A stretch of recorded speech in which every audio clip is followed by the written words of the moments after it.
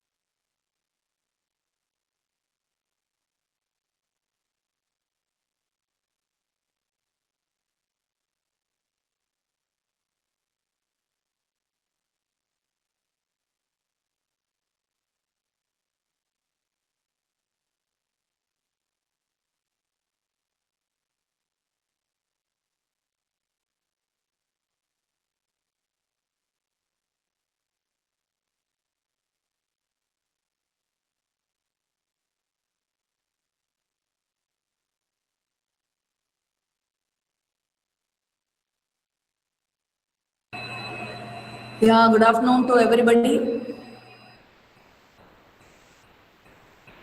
Yes, good afternoon, ma'am. Ma'am. Good afternoon. Good afternoon, ma'am. Good afternoon.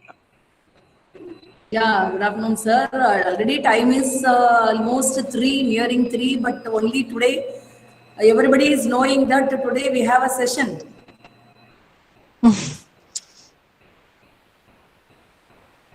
Yesterday, by this time, we crossed 200, above 150 like that.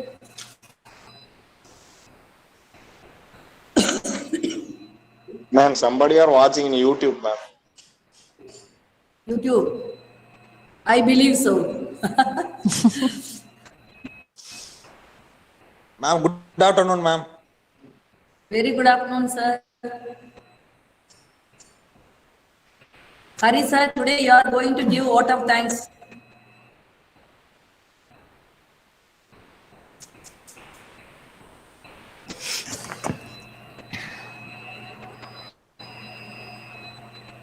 Sneha,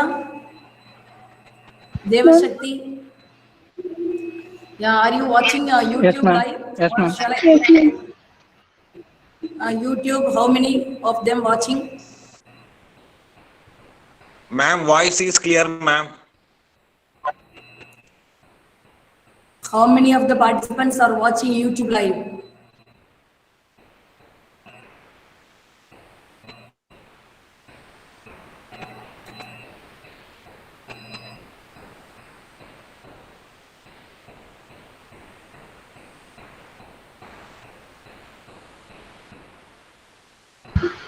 Good, ma'am.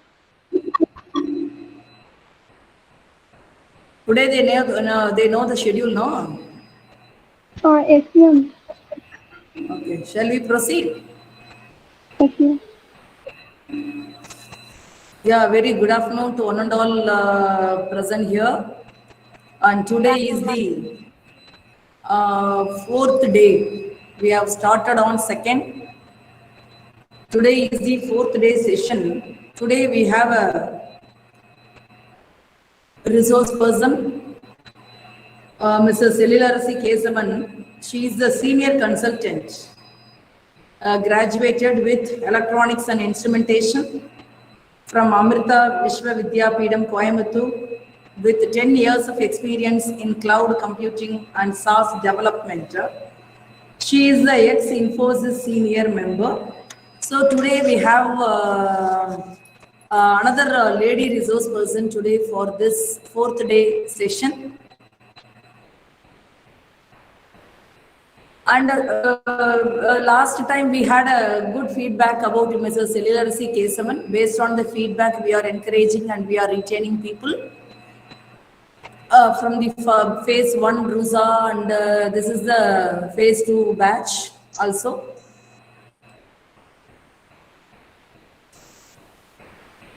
And I request all the participants to whatever the chat box information is coming to the audience in terms of attendance or in terms of feedback or any assignment during this 10 days program. Kindly adhere the time schedule to join the program, and we are monitoring then and there. So time as well as schedule is very particular for all of us as far as our department is concerned. So go ahead with your interaction. Last 15 minutes interaction is permitted, or anything if you ask, you can come through the chat box also. Now I invite Mrs. Elilarasi Kesavan to deliver her hands-on session. Yes. Thanks for the introduction, ma'am. And I would like to start off now. Let me share my screen. I would like to receive a quick confirmation on whether you all can see my screen good and hear me good.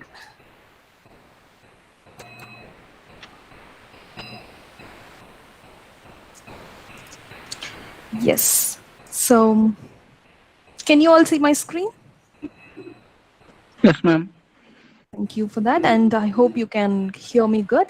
At any point in time, if you have any difficulty in following, please stop there and raise your concern. And others, I request you to stay on mute and I would like to start off with a note on wishing all the honorable teachers here a very happy Teachers' Day. And it's a great feeling to be a part of this webinar on a special day, that's Teachers' Day. Yeah, along with Idilarsi Madam also, I wish so many directors, so many academicians and teachers, professors, deans and the budding research scholars, those who are going to be a teacher in the next academic year, I wish all you happy Teachers' Day. Yes. So it's always a proud moment when you teach somebody, and the contribution of teachers in this society is something that deserves an salute. So I'm proud to present my session to a number of remarkable contributors to the society here. Wish you all a great career as a teacher. So when you personally ask me, out of these 10 years of my journey, the best part or the most passionate moments of my journey has always been when I have taught the community. So with that quote, let us start off with understanding and quick introduction about myself. So Sumati ma'am gave an excellent introduction. So along with that, I just would like to emphasize on my experience and how am I the relevant person to talk about this topic today. So I have more than a decade of experience in the IT industry, that as a different roles, I have been a trainer at Infosys as a product coordinator, interacting with various stakeholders in the product. And right now I'm playing a role of a product consultant. Basically, I am a technical person because the product that I'm working on is a highly technical solution. It demands a consultant also to be a core technical person. And that is why I started putting my hands into the marketing segment of the product. So here I would ensure that the email marketing, the content marketing, the digital marketing, every single the content for digital marketing of Serverless 360 goes through me. Like I do the final review and get things out on the website or on the social media platform. So this invited me to scale me up on the digital marketing field as well, along with my core technology skill set of Microsoft technologies, Azure, and the web application security. So I started learning about digital marketing as well. So, and here today, I'm going to share with you my knowledge that I have gained on the email marketing topic first, followed by we would talk about AdSense and blogging in the second half of this session. So let me take you through the email marketing segment. So I have my unique way of presenting things with scenarios, because I can only share with confidence what I have experienced. So that is why I strongly believe on. So let us take an example of an e-commerce company. So this is one lady, Linda, who is an owner of an e-commerce company. And she has got a problem. So her problem is she's getting a number of customers sign up, but nobody purchases the project. That she has an e-commerce website wherein the items are all displayed. Imagine something similar to Amazon or Flipkart. So the problem she faces here is there are a number of customers signing up into this website, but nobody is ending up purchasing the product. What could be the reason? In fact, there could be many reasons behind that. That could be people are just researching, or they are not convinced with the product. They are not getting the necessary information with that. But there is one solution that she can try out, one marketing strategy that can help her to streamline this traffic into the marketing funnel. So here is my person who comes in with a suggestion. Why don't you try email marketing? So you can boost your sales funnel with the help of email marketing is the suggestion here. But how? That is what we are going to explore in this session, which is going to be in next hour. So email campaign can help you increase the website visits, and hence it can push the customers towards the product purchase. So how this is beneficial over other modes of marketing? That is an efficient way to generate your return on investment. How do I say that?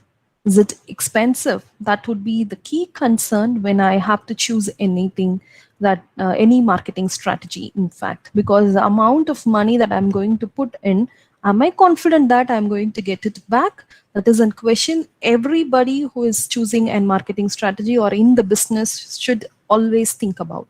So the return on investment is a key factor that needs to be thought of. So email marketing is neither expensive or nor time consuming.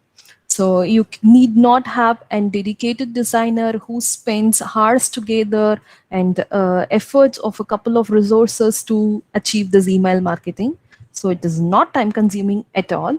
And it is neither expensive. So as on date, you cannot find a person without an email account. So email has become a part and parcel of our life. So maybe in the upcoming generations, people might not even know a physical letter envelope, but they would definitely have an email account created. So this is definitely not going to be expensive nor time consuming. So can you explain in detail is what Linda would like to know? I hope, in fact, every participant here would be curious now to understand how this email marketing can add value to my business. So let us explore how. So what is it in store for you in this session? We are going to understand what is email marketing, and we are going to set up email marketing for an sample business. What are the benefits of email marketing? And the most important part, how do we perform A/B testing and then ensure we are sending the right email to our customers? How do we automate these emails? Because when we deal with business, there needs to be an automation which can improve the efficiency. I request participants to stay on mute if you have no queries to raise, so that it doesn't distract others. ನೋಡೋದಿಲ್ಲ ಇವನಕ್ಕೆ ನಾನೊಟ್ಟು Sir, Justin Nathan. Hello. Justin Nathan. Justin, mic off பண்ணுங்க please.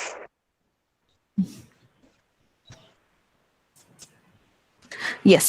So let us proceed. Let us explore what are all the tools available in the market that can help me in automating my emails, types of email campaigns at various phases of the product marketing, and how do you engage your new users.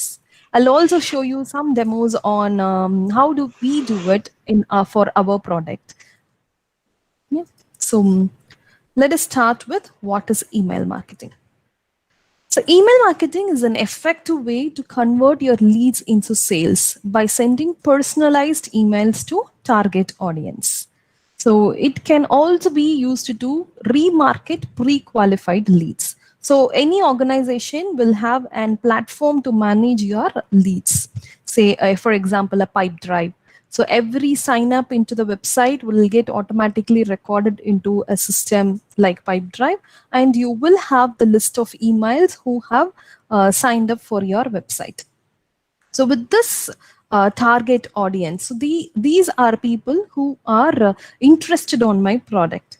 The next step is to push them towards purchase. So I'm going to follow a sequence that is going to push them towards the purchase of the product.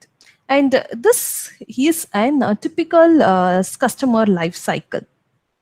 See, the first stage talks about awareness. So this customer life cycle is applicable to any domain, any industry, and let us see and try to understand what are differences and how are we expected to appropriately engage our audience at every phase to ensure we are pushing them towards the advocacy phase.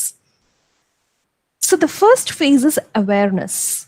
So you need to ensure that your customer recognize their problems, after which you can educate them on how your brand can solve the problem. So let me help you understand this better with an example. So I'm circulating a newsletter which talks about 5 important skincare products that everyone should have. So you might have received similar newsletters from number of shopping sites that we use day in and day out. So say for example, Amazon has got Amazon Basics. So they make you believe as though these are certain things that you need to have. Yes, say for example, the very familiar table mat advertisement. A very familiar person to us comes on the screen saying, see your person, your neighbor on the left has, neighbor on the right has, your opposite home people have, why don't you also buy? So this is like creating an awareness among people to show that you have a problem, even though we did not realize that we have a problem till date. So we are forced to realize that we have a problem and the product is going to work for that. So when we take it in our scenario, is a massive cloud provider. So that a portal is offered by Microsoft Azure, wherein they can buy the services and then manage them. Well, it is way too complex. When it actually translates to an enterprise scenario, wherein you have a support person, operations person who needs to work with these services, for them it sounds very complex. So what we have done is we will create an awareness among our target audience, that is those who are using Azure. We will say that you will definitely have 5 problems. These are the 5 problems. And to overcome that, you need a tool like Serverless 360. So that is a proposal that we take to our end customers. So one familiar example here is like they are saying these are 5 important skincare products you would know. So when you read out this, yeah. Ma'am, somebody are waiting outside the meeting, ma'am. They ask admit to meet. Okay, I think Sumati ma'am can help on this. Sumati ma'am is not here, ma'am. ma'am. Okay, and let me check if I can do. I'm not sure. I am just another participant here. Or Sneha? Sneha is on call?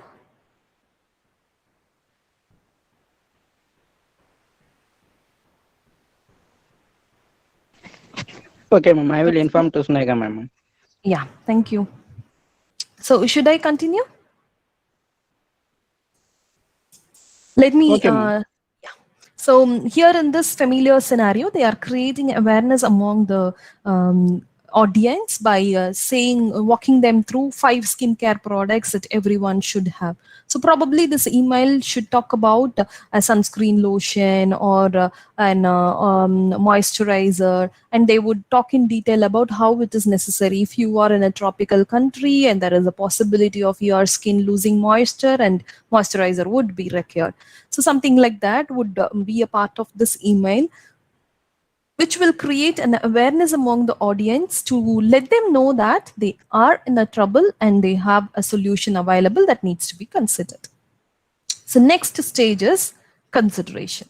So customer is focused on searching for relevant products and compares a product with similar ones. So ideally, say when we want to buy some article or an item, we just don't go into Amazon and then buy, right? We will definitely compare it against other providers like Flipkart, or is there any other online shopping platform which is going to give me at a reduced price? So that is a consideration phase. So now the customer is searching for relevant products and he is going to compare the products with similar ones. So at this point, what should be the email marketing strategy that we should use? So we should send relevant emails to promote your product. For example, we can say, discover the perfect moisturizer of your skin. So this product will smoothen your skin, hydrate your skin, and contains SPF 20. So whatever you think the customer would be searching for should be the point, should be the relevant information in your email.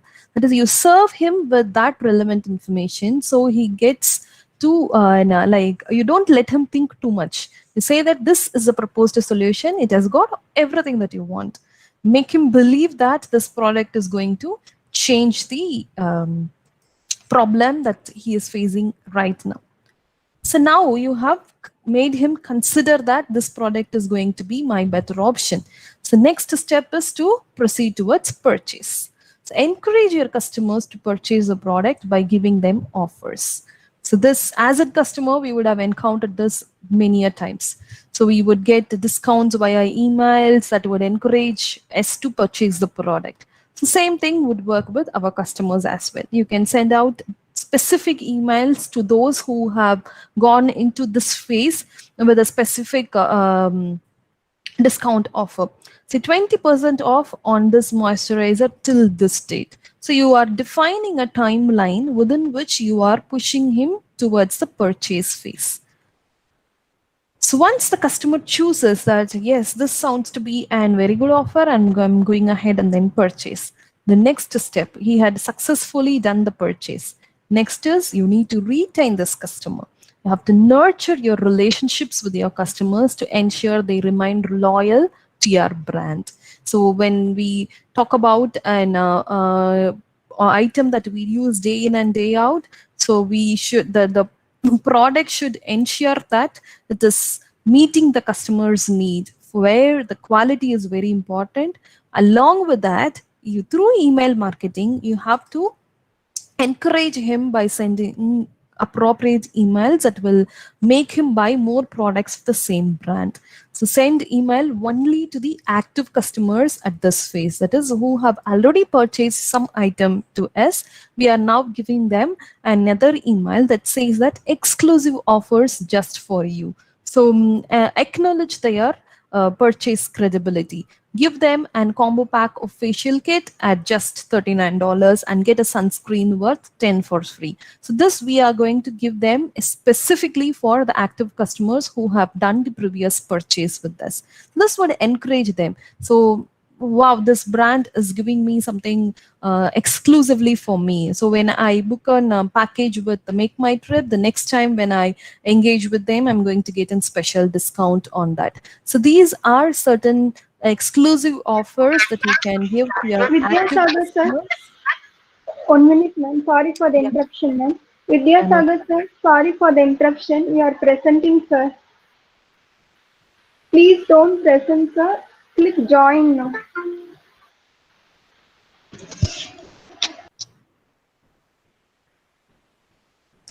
Should I continue?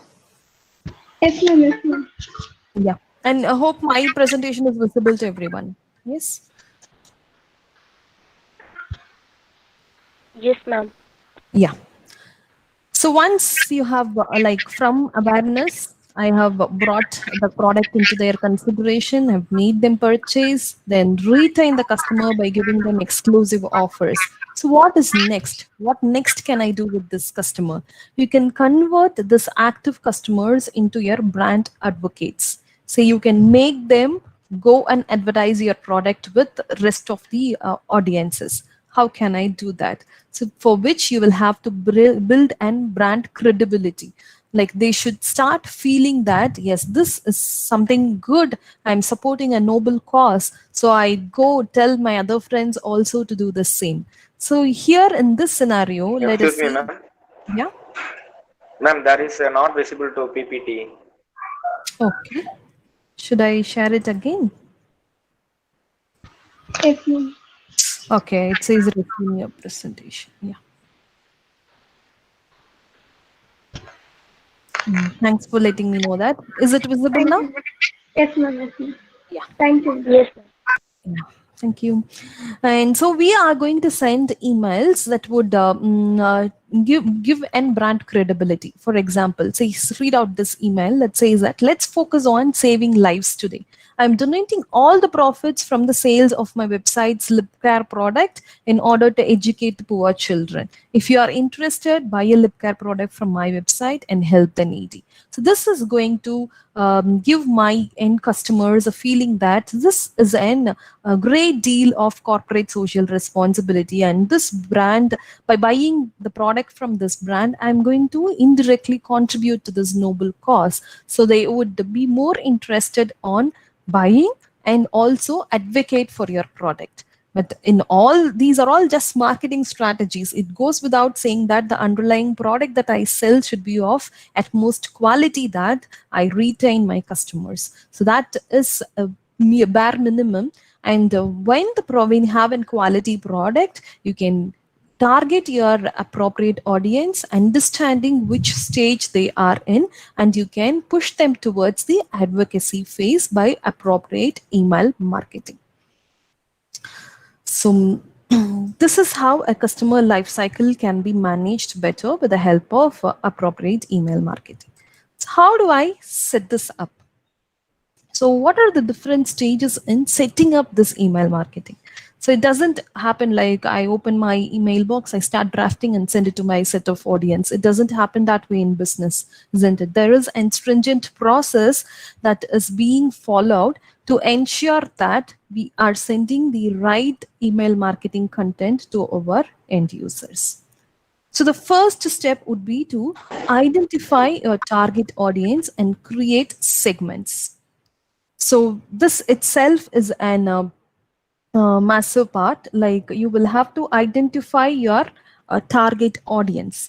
That is safe. As for example, in my case, I will have to consider all the Azure users as my target audience. But not all of them will be in the same phase of adoption to Azure. Some might have just started with Azure. They might not even know what Azure is.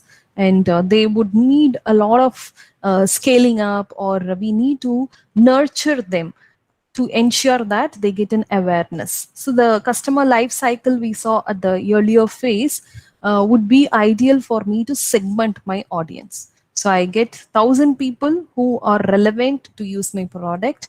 Among this 1,000, I'm going to split them into appropriate categories and segment them. So I would forward the right content to the right segment of audience.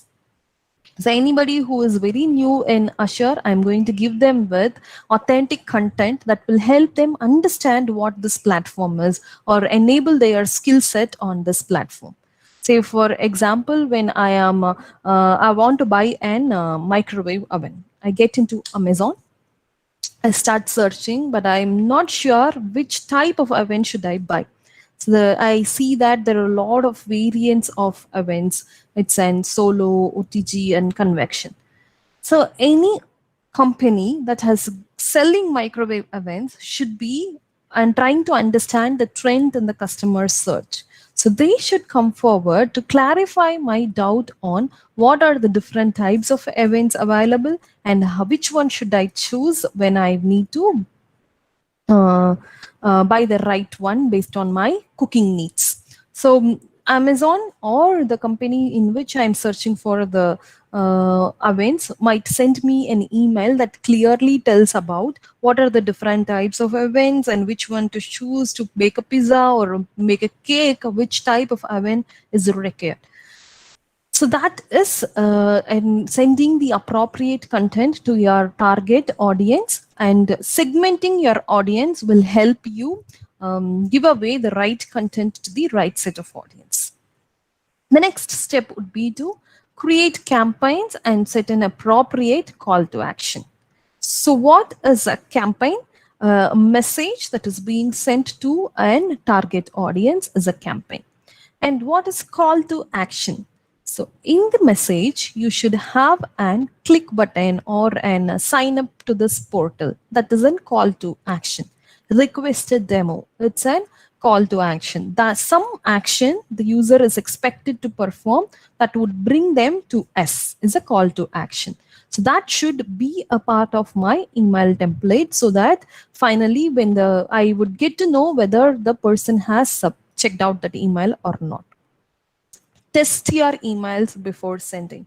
So this is a very important phase. We are going to see in detail about this, like how do I test, what are the different tools that can help in testing my emails, that we'll see in detail. Send campaigns immediately or schedule a time.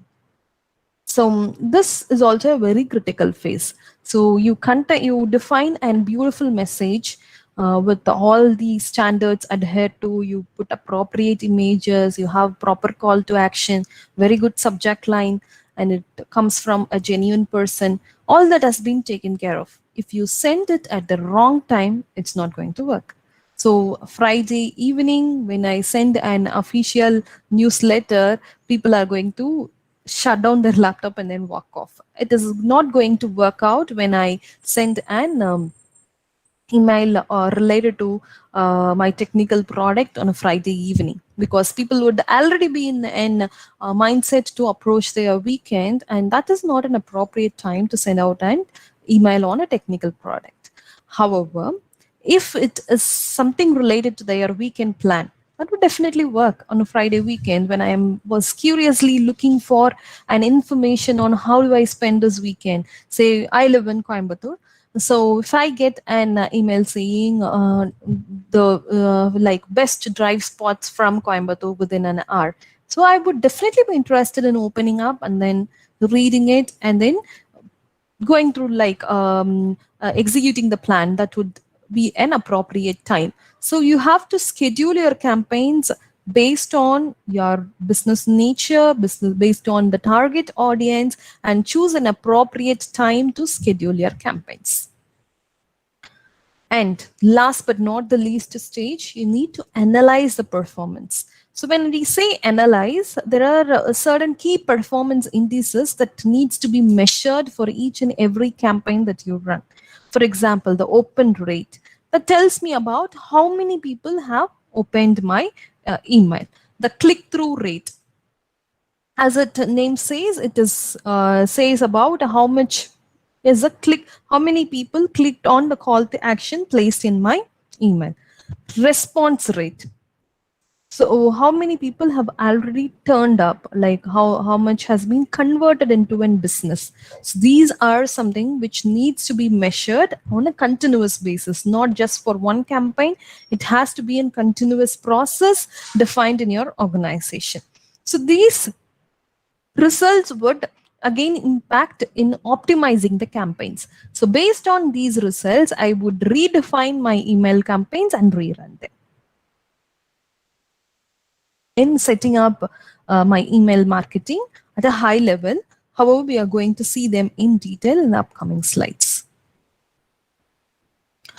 So let me show you at this point an basic demo using MailChimp. So MailChimp is one of the tools that is good for these email campaigns. Let me show you how to create a campaign. So this is my brand new MailChimp account. I wanted to create this brand new so that I can show you how easy it is for you to set up and simple scenario. So I have created it for my product. Okay, so I can manage my audiences here. As you see at the top right corner, you have the audience dashboard. You can create email campaigns, which is what we are going to do now. You can also run campaigns here. Say in organizations like ours or in huge organizations, they would create email templates and then keep.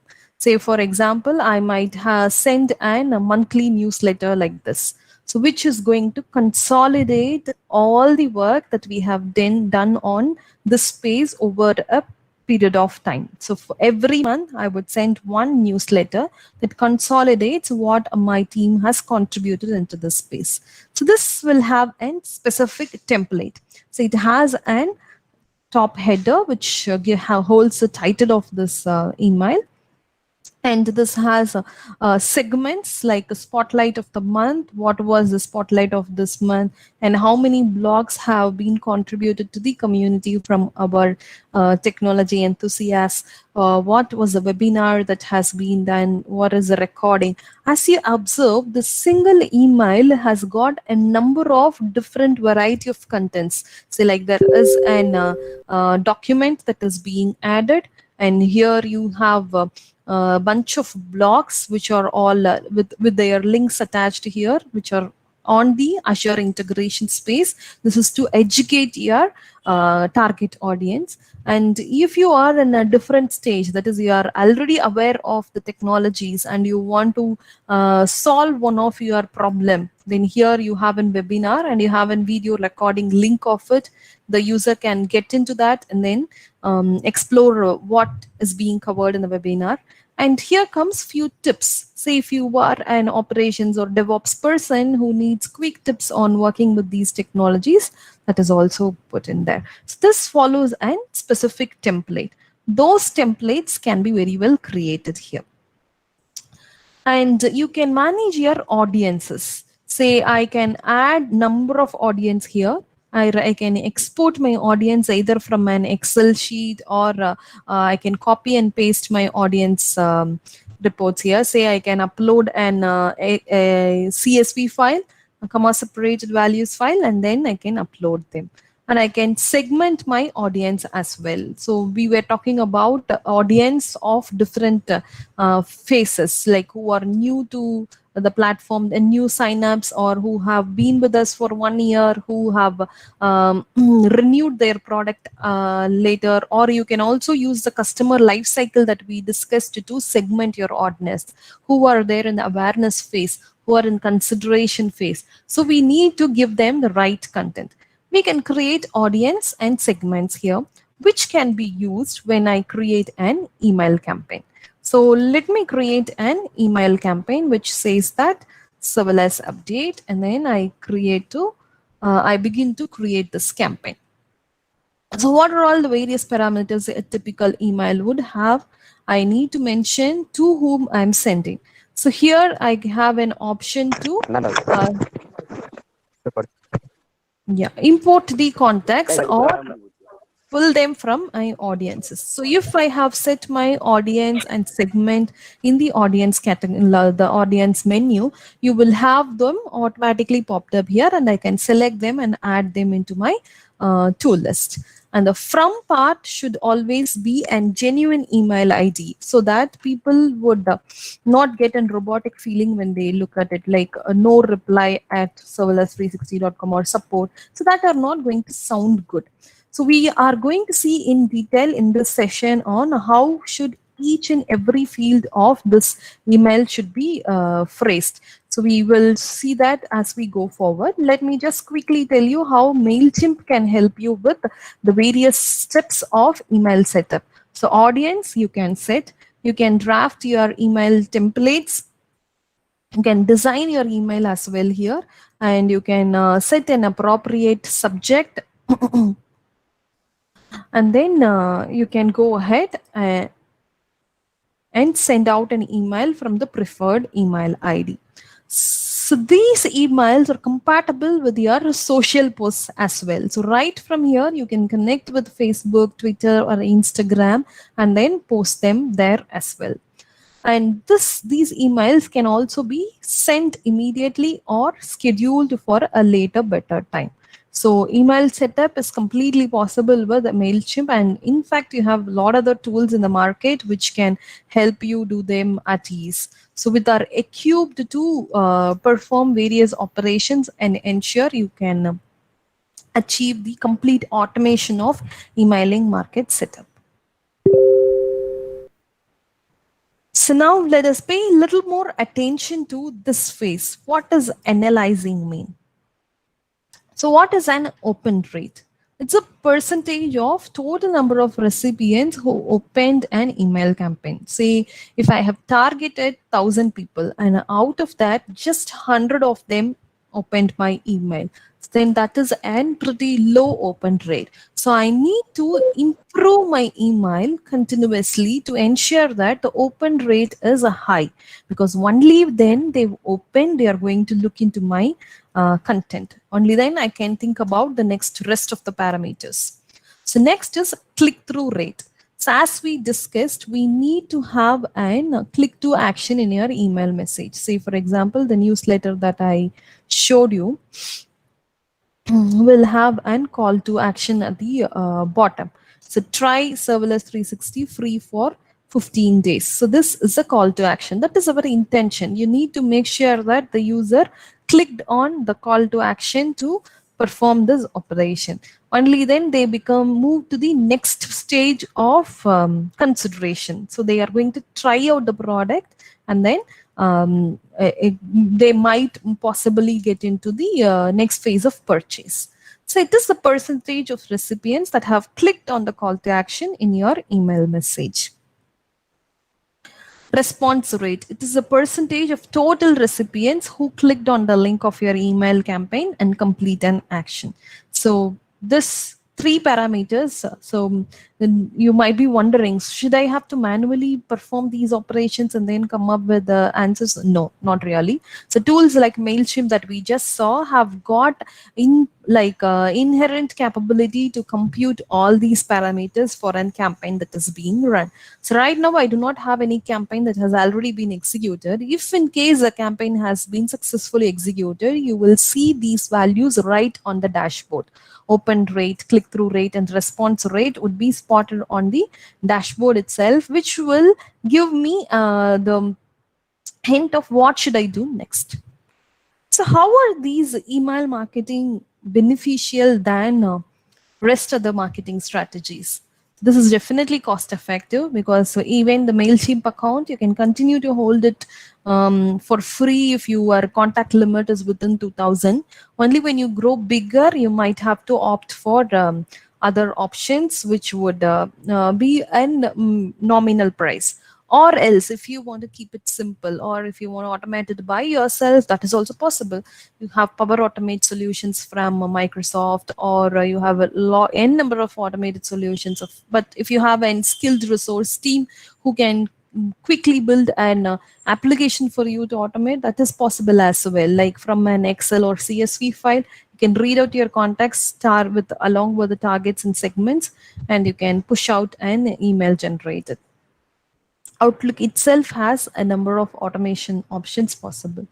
So this is indeed cost effective, time saving, because I am just going to see email is something we work with day in and day out. So it doesn't require any extraordinary skill set or wonderful designs for me to push through an email. It's time saving.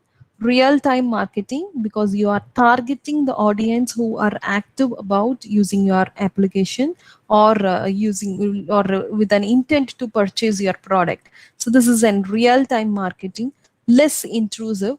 So we always have a privilege to unsubscribe for emails, so whereas other contents are not so.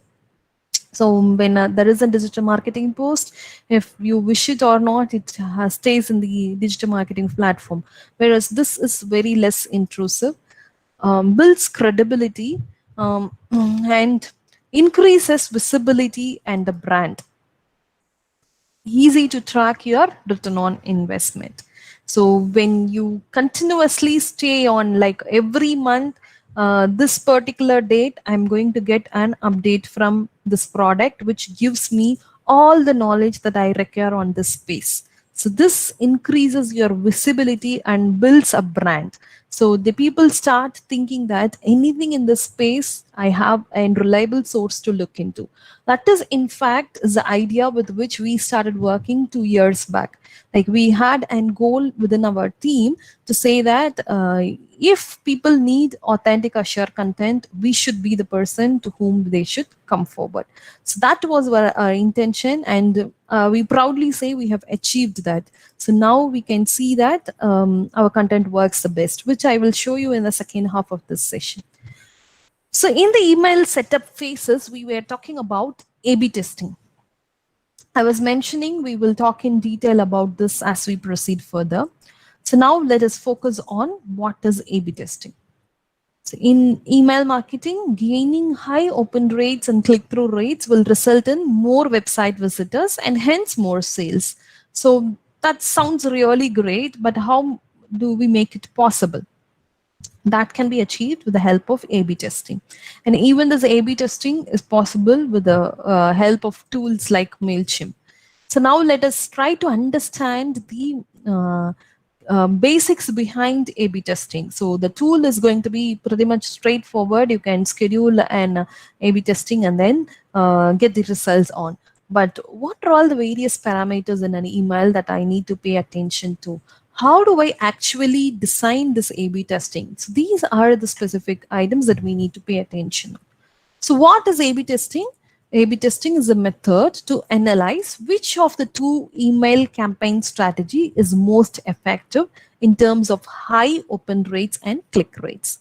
So as the name says, A or B, I'm going to take two flavors of the email content that I would like to share with my audience. And I'm going to evaluate which one is going to get a high open rate or click rate. Or I would send it to the customers and evaluate which one has worked better. So I will adapt that strategy for my upcoming email campaign. So that is what A/B testing is. So for better results, A/B testing can be done on the following parameters of the email: the subject line and the email content. So these could be the primary two factors that we can concentrate on performing A/B testing. So let us jump deeper into this. So the subject line and email content are the most important elements in email marketing. When the subject line and email content is interesting, it results in high open rates. So when I decide on whether to open the email or not based on the subject line. So that we cannot deny, right? When I have thousands of emails in my mailbox, like which one am I going to open purely depends on the subject line. Is it relevant to me? It is critical. Is it critical? Those are certain, that subject line would decide on me giving priority to it. So now let us consider Linda has set up for two variations of her email campaign. So now let me send two different subject lines to test which one generates more open rate. So Linda sends version A of the email to 50% of the recipients and version B to the remaining 50% of the recipients. So here I find the first content to hold 3 important strategies to increase your open rate. And the second subject line says 3 important strategies to increase your open rate. So both sound same, isn't it? They are sounding same, but for my visuals, there is a difference. The first variant has 3 as a number, and the second variant has 3 as word. Which one do you think would have worked better? Participants can feel free to jump in and then answer.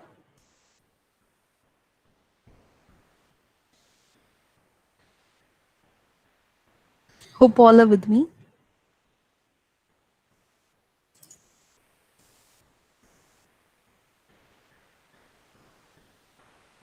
So anybody interested in answering?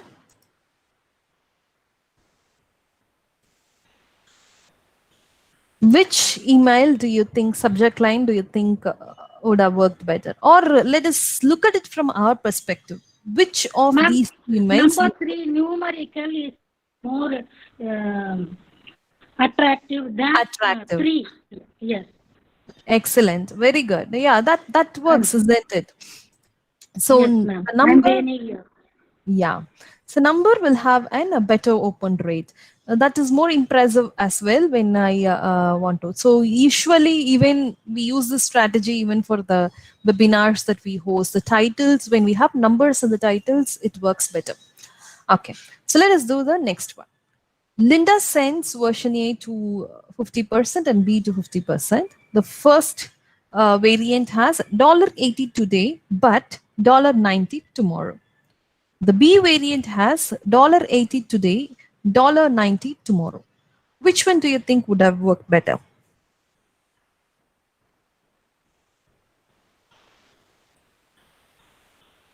Please feel free to throw your opinion. Madam, second one. Second one. And it would be great if the participants who answers introduce yourself so that I can refer Madam, you. yes, madam. This is Nivedita from my college is under Calcutta University, West Bengal. That's great, Nivedita. Why do you think version B would have worked better, Nivedita? Because the first of all, this is no one, but that means I don't know who's in front of me through that email marketing. So, but first of all, the word is very important to attract the person.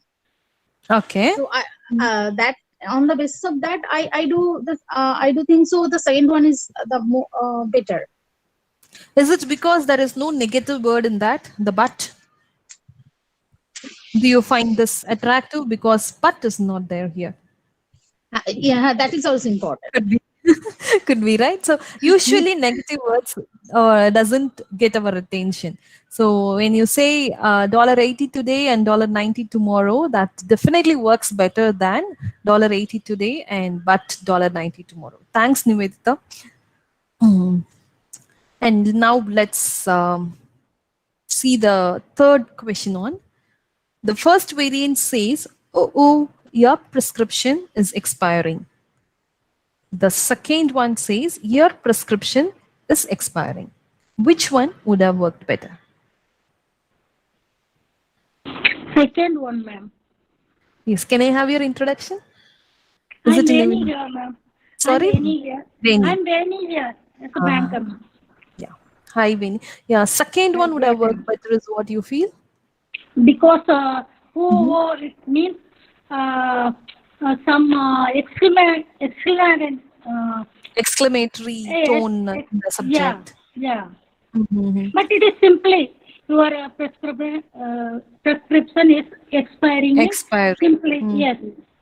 It's a Yeah. simple word. Okay, so which one do you think would force me to open and see?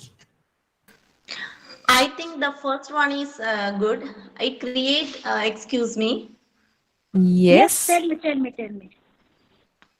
Excuse me, it's me, Amblysia. I think the first one is good because such an exclamatory word will feel the customer to make immediate contact with the that will be more better than the second one. That's correct. Thanks both of you for making this very interesting, and that is the point when things get interesting, right? So shall we see which one would have worked better? First one really works better because of that even though it sounds very informal, but I think that is why Veni ma'am could think that the second one would have worked better. But it actually gives an sensation to the customer to open it, as rightly said by Felicia, right? Like, who was the one who pointed this right answer?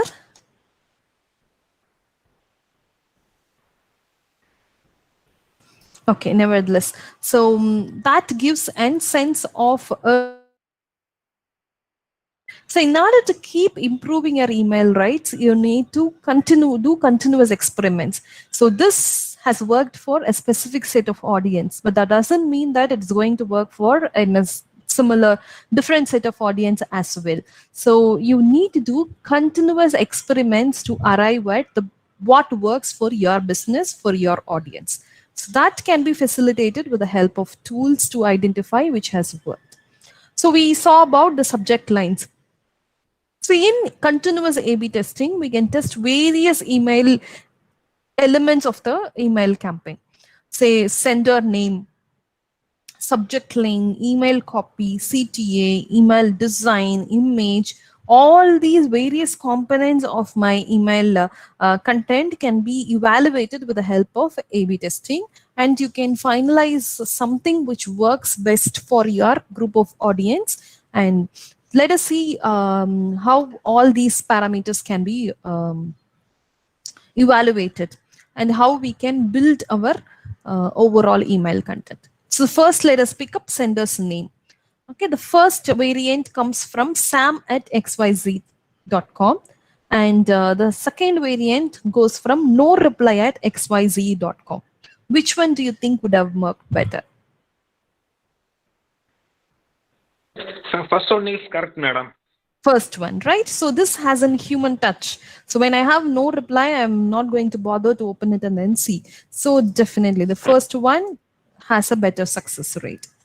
So now let us see the subject line. So we have done good amount of exercise into this. Let us see if this works out.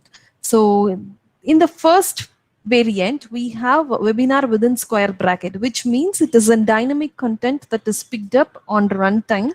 It's a variable. the name of the webinar would come in here. Say the next week we run, or say this is a digital marketing webinar by Department of Commerce. So increase your email open rates. So this email marketing is a webinar title, email marketing, increase your email open rate, or webinar, increase your email open rate. So here it is a constant. Which one do you think would have worked better? Ma'am, I think second one works better. You mean the standard webinar title or the name of the webinar? Yes, ma'am. Ma'am, But this doesn't give webinar me. increase. Okay, this doesn't give me the title of the webinar or more insights on that, right? But when I give the actual Ma'am, it title. alerts the, Mhm. but ma'am, it alerts the person to whom this message has been sent. So if this message is sent webinar, then means if I get this message, then I will open it to find out on which topic this webinar is. So I think second one is more attractive. Okay, that's a reasonably good argument, but the first one is proved to work for that set of audience. Like when you have maybe you can think of adding the keyword webinar in your webinar title as well, email marketing webinar. That would fulfill the need of this. But when you give the actual webinar title in runtime, that has proved to work on in the A/B testing carried out in this phase. And I appreciate your response and the justification you gave for that. Okay, now coming into the email copy. Okay, ma'am. The content that we write. Hi, learn some of the easy ways to increase your email open rates. Join us on so-and-so date with the interactive session with our experts. Whereas in version B, we are saying, hi, Rachel. So this would be picked up in runtime with the help of the tool that we are using. We can argument it in such a way that for each person, it sends in personalized email. Learn some of the easy ways to increase your email open rates. Join us. So which one would have obviously worked better?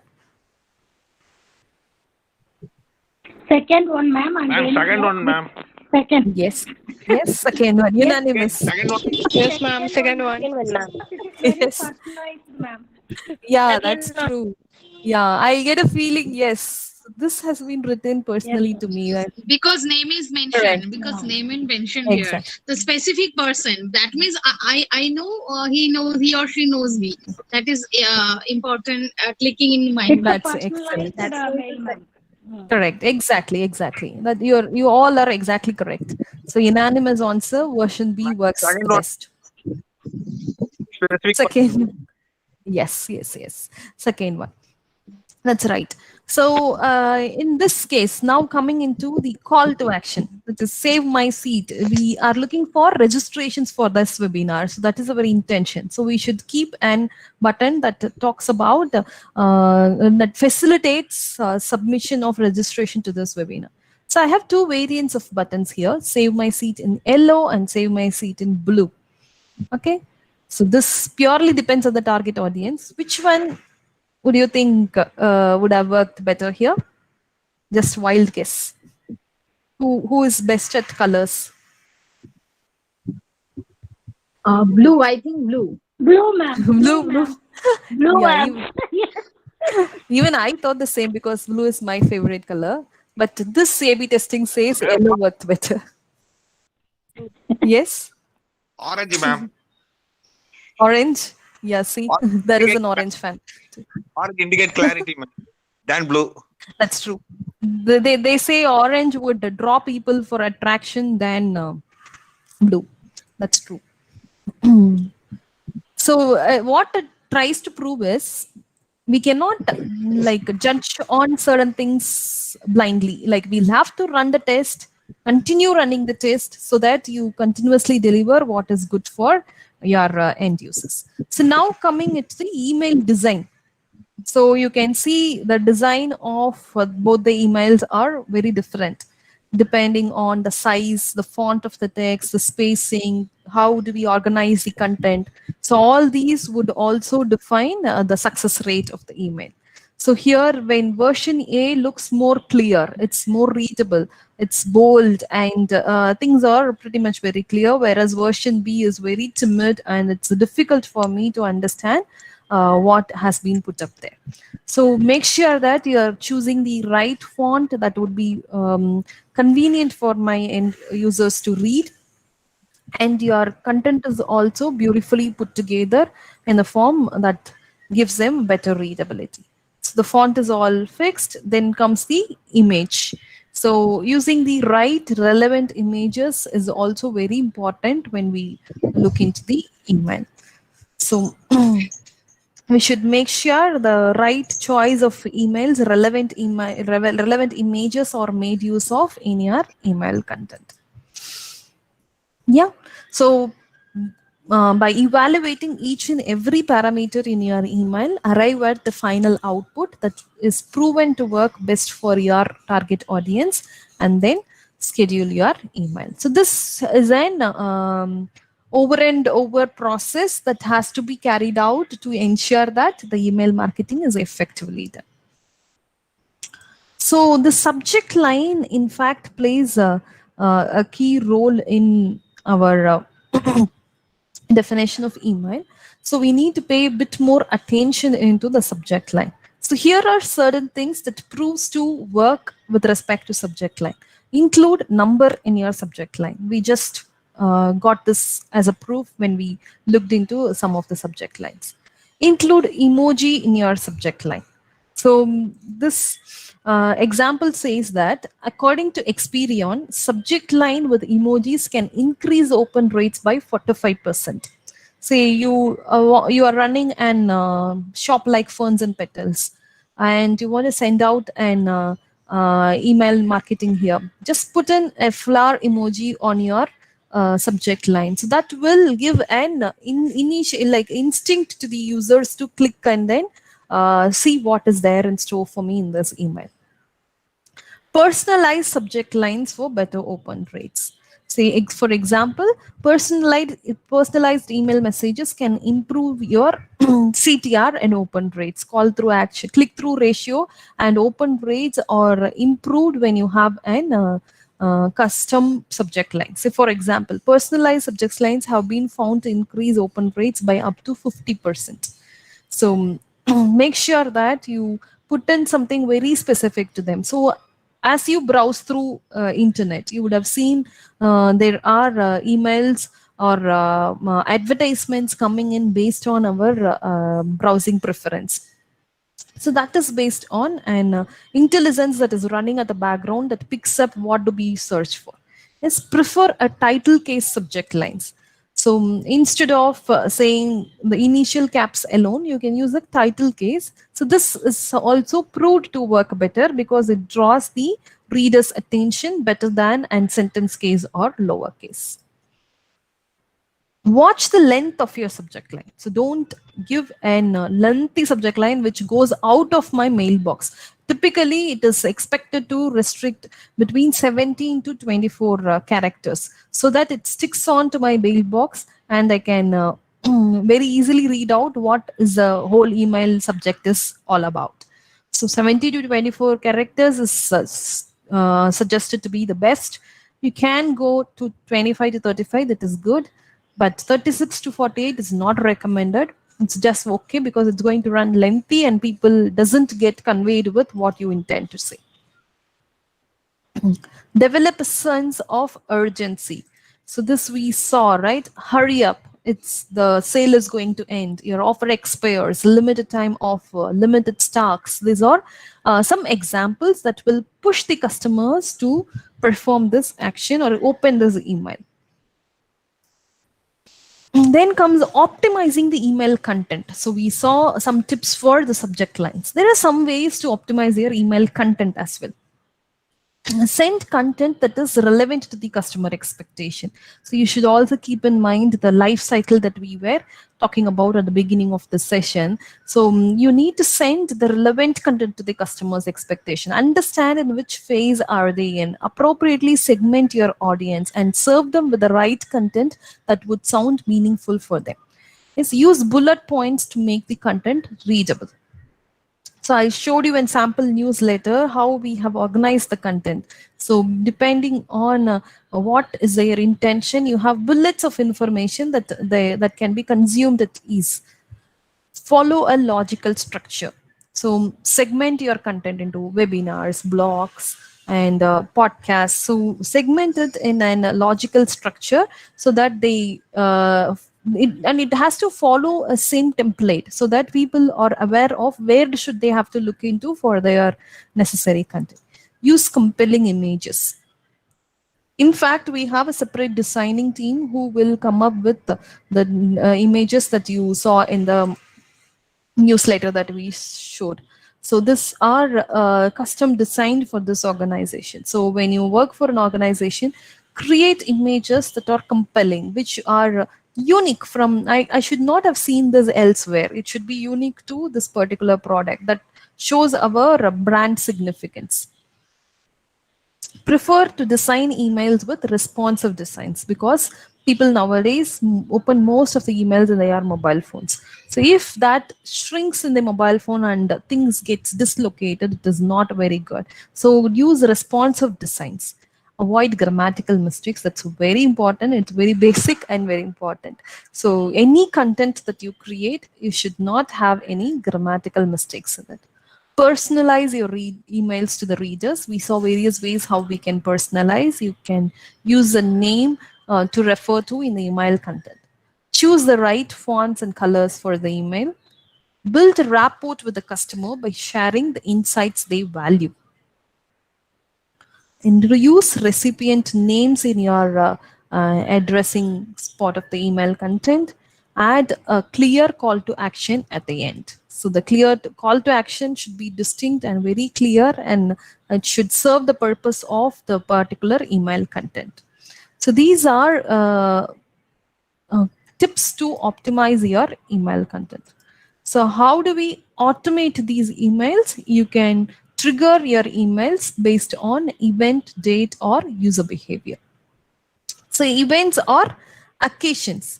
Say an autoresponder emails are sent at frequent intervals based on the behavior of the subscribers. So whenever you complete a call in Google Meetup or Teams or anything, you get an form popping up saying, let us know your feedback.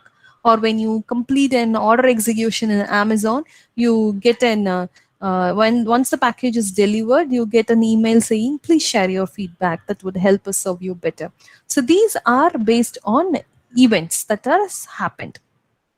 Yes, so you can set up such emails or on a specific date. Say, for example, an shop like Ferns and Petals, if I have ordered a gift for my parents on their wedding anniversary, the next year, on the same day, I would surely get a couple of days prior, at least I will get a notification saying, so you used our application on this date. So you need, we think you would need this service this year as well. So that is based on an event, based on a user behavior. Say I add an item into my cart and I did not complete my payment options for various reasons. I just came out of it. I did not complete the purchase. So you will get an email that will help you push you towards completing the order. So these are certain scenarios when the email should be triggered. Based on this, these email campaigns are again classified as well. So newsletters are connected to subscribers and informed about the product update. So the one that I showed you was a newsletter which gives all the details about the product, the technology space, contributions of the team to the community, all that are put together as a summary and it is being sent on regular intervals. It's a monthly update. So every month, one email would be sent to the customers. Yes. How do I optimize this? Stack your email content. Create a compelling header. So let this say in this case work with the industry's best. So the heading itself is giving you an top-notch feeling, right? So share different variety of usable content. Let it have videos, articles, podcasts, webinars. So just as what I showed you for my product, it had webinars, podcasts, it had blogs, videos. So all those should be put together, variety of content. So let the customer pick up what is relevant to them. Follow a consistent schedule and a consistent template. So if it is going to be a monthly update, it should go only once in a month. Don't bombard your users with too much of too frequent information. That's not going to work in the present scenarios. So next type of email campaigns is promotional emails. So you drive revenue by sending special offers through promotional email. So in this case, how do you optimize? You can personalize your campaigns. You can send, create different audience segments, and you can personalize the campaigns based on the audience type. You can include time-sensitive offers. So this offer expires in next by this date. So push them towards performing this operation within the stipulated time. Perform to send offer emails on holidays. To like you prefer to send it on holidays. As I was saying, anything that is related to shopping or vacation has proven to work better when people are on weekends. Whereas when the other way, anything technical stuff has proven to work on Monday to Wednesday. So take care of this when you are sending an email campaign. And abandoned cart emails. I was just mentioning about this kind of emails. Like these emails are shared with customers who have added products to their cart but failed to complete the checkout process. Say the person would have completed a trial of the tool, but they have not moved towards purchase. So to them, we will have to write a specific sales recovery email. Say you need to understand their challenge. Use a simple abandoned cart email template. So in that, you should not put all your images and give them a lot of things. So it should be a simple text saying, say in case of a product like Amazon, they can say, what was your challenge? Did you face challenge in fulfilling your payment? So was there a challenge with your payment gateway, or are you do not have do you want to consider options like no cost EMI? So it should be simple, pushing towards them to complete the sale. In case of products like mine, we will have to help us understand why did you choose to move out of the product. So should we arrange a technical call to help you out? Should we arrange a meeting with our technical experts to find out whether it is a fit for you? So choose a simple abandoned cart email template. Personalize your abandoned cart recovery emails and send a series of email reminder. Don't stop with one. You will have to keep sending them a series of email reminders. So many of the cases, it might be an accidental abandon. So you can restore the business with the help of sending series of genuine emails.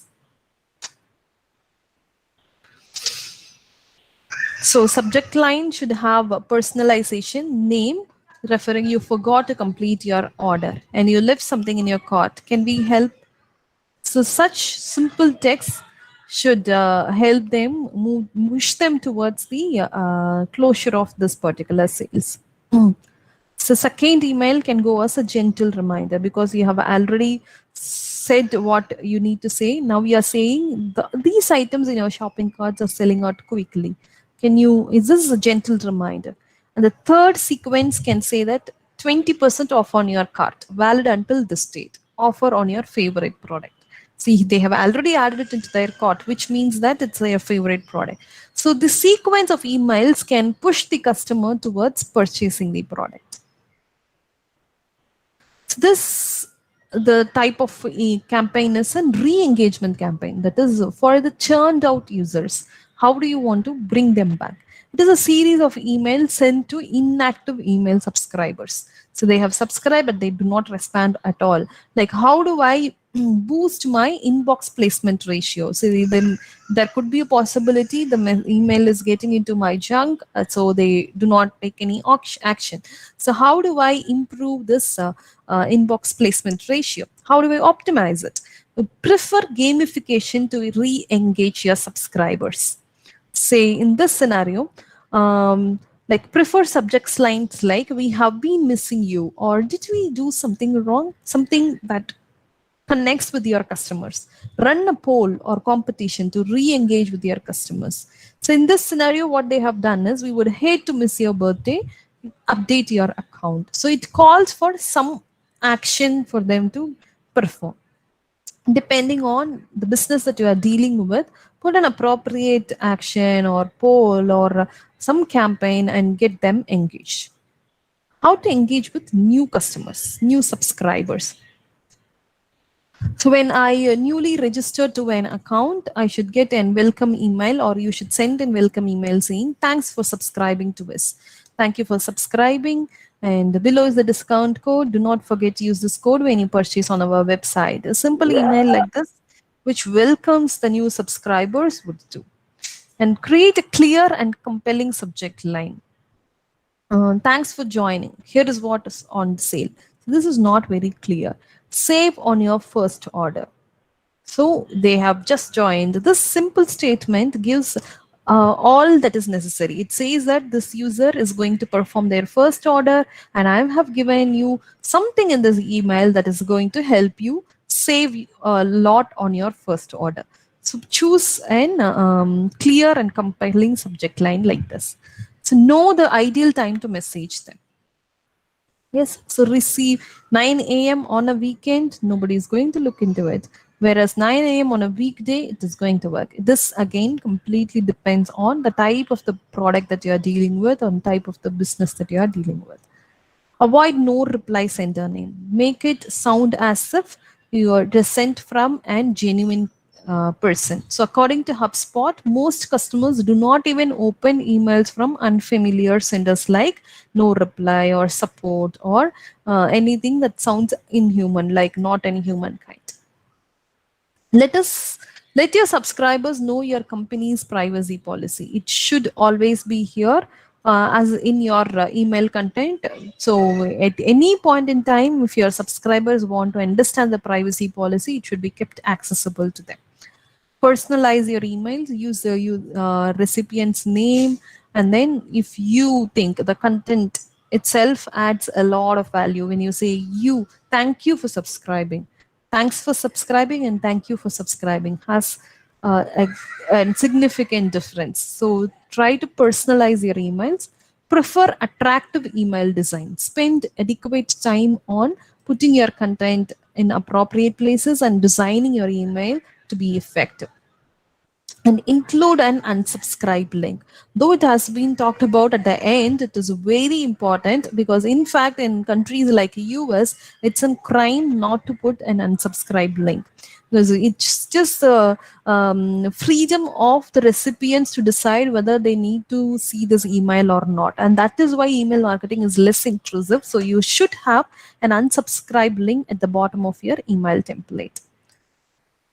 So we have a lot of tools in the market. One we saw was MailChimp, similar, very easy to use. Like you can just sign up and then start off with. Everything will have audience, campaign, emails in common.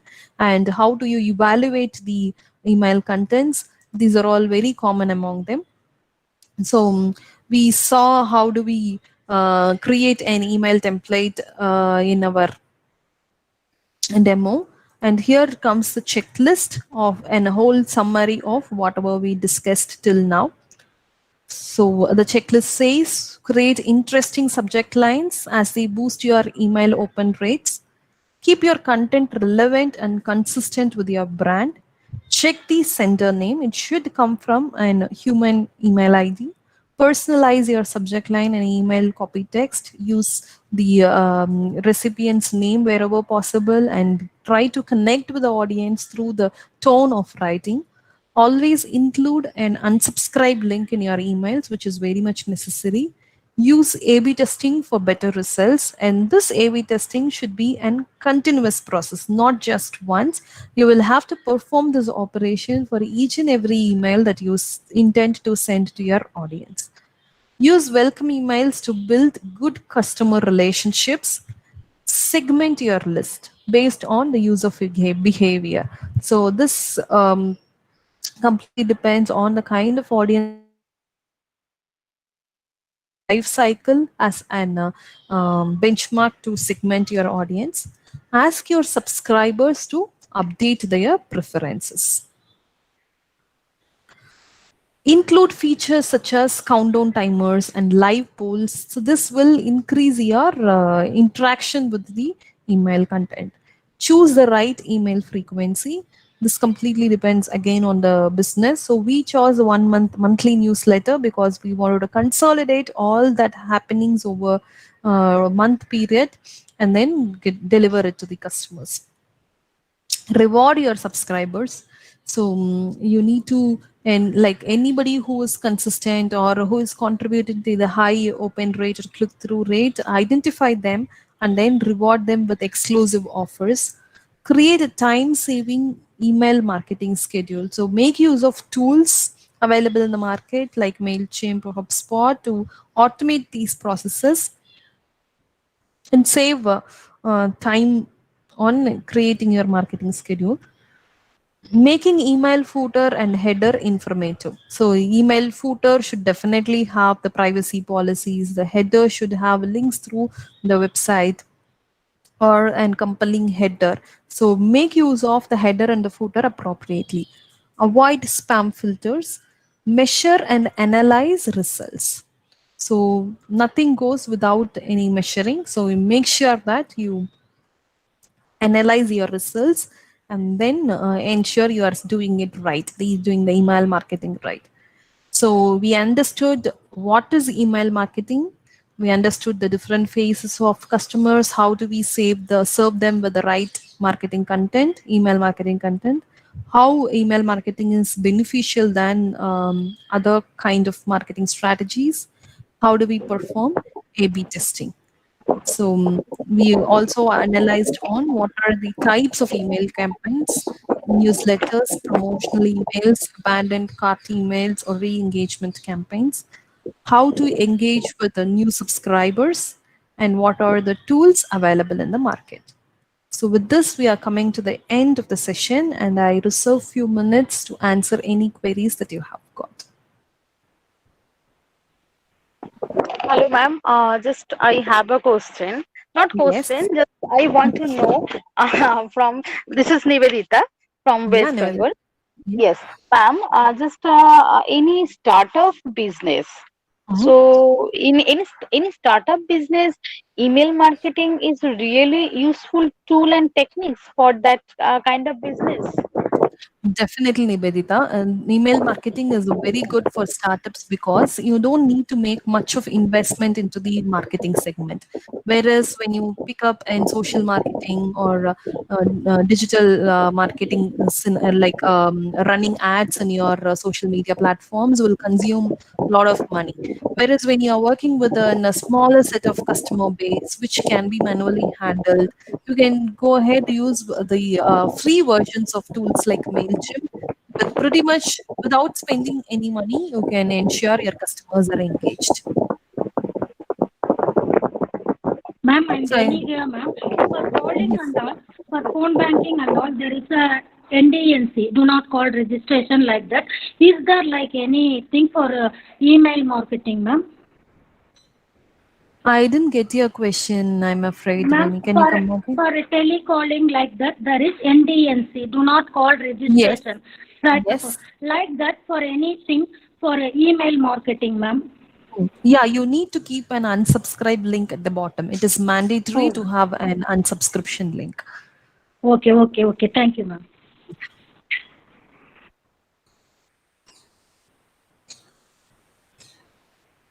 Yes. Ma'am, I have a small doubt.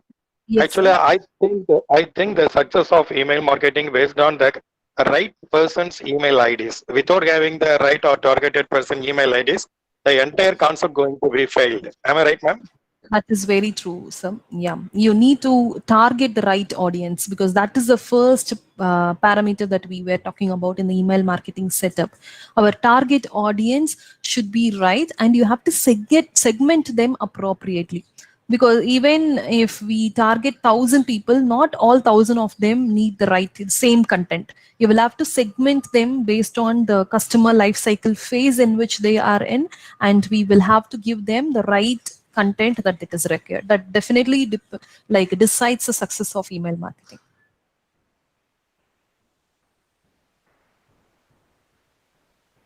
Yeah, I have a question in the chat box from Vangi Prabhu Harihara Prasad. How weaving community utilize email marketing for improving their business? Yes, so that's an interesting question. So this concept that we discussed today can be put into any of the scenarios that you see, any domains.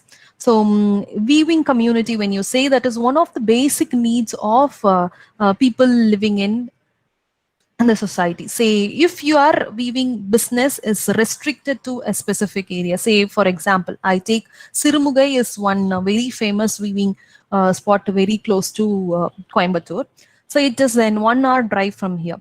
So they weave their silk saris there. So if you can sell it only within Coimbatore, so if that is your target audience, choose people who are resellers of this weaving community, or it is about the audience. Like you said to your audience, whom are you targeting? So try to collect the people who would be interested on that. Or if you want to directly sell it to the end users who are going to buy your saris, then you can educate them on that. How is your material, your saris authentic when compared to what you get in these shops? How it is going to contribute to the weaving community? All these you have to educate and create an awareness. Just relook. I would like to show you the slide content once again on the customer faces that will exactly fit into the scenario that we are talking about here.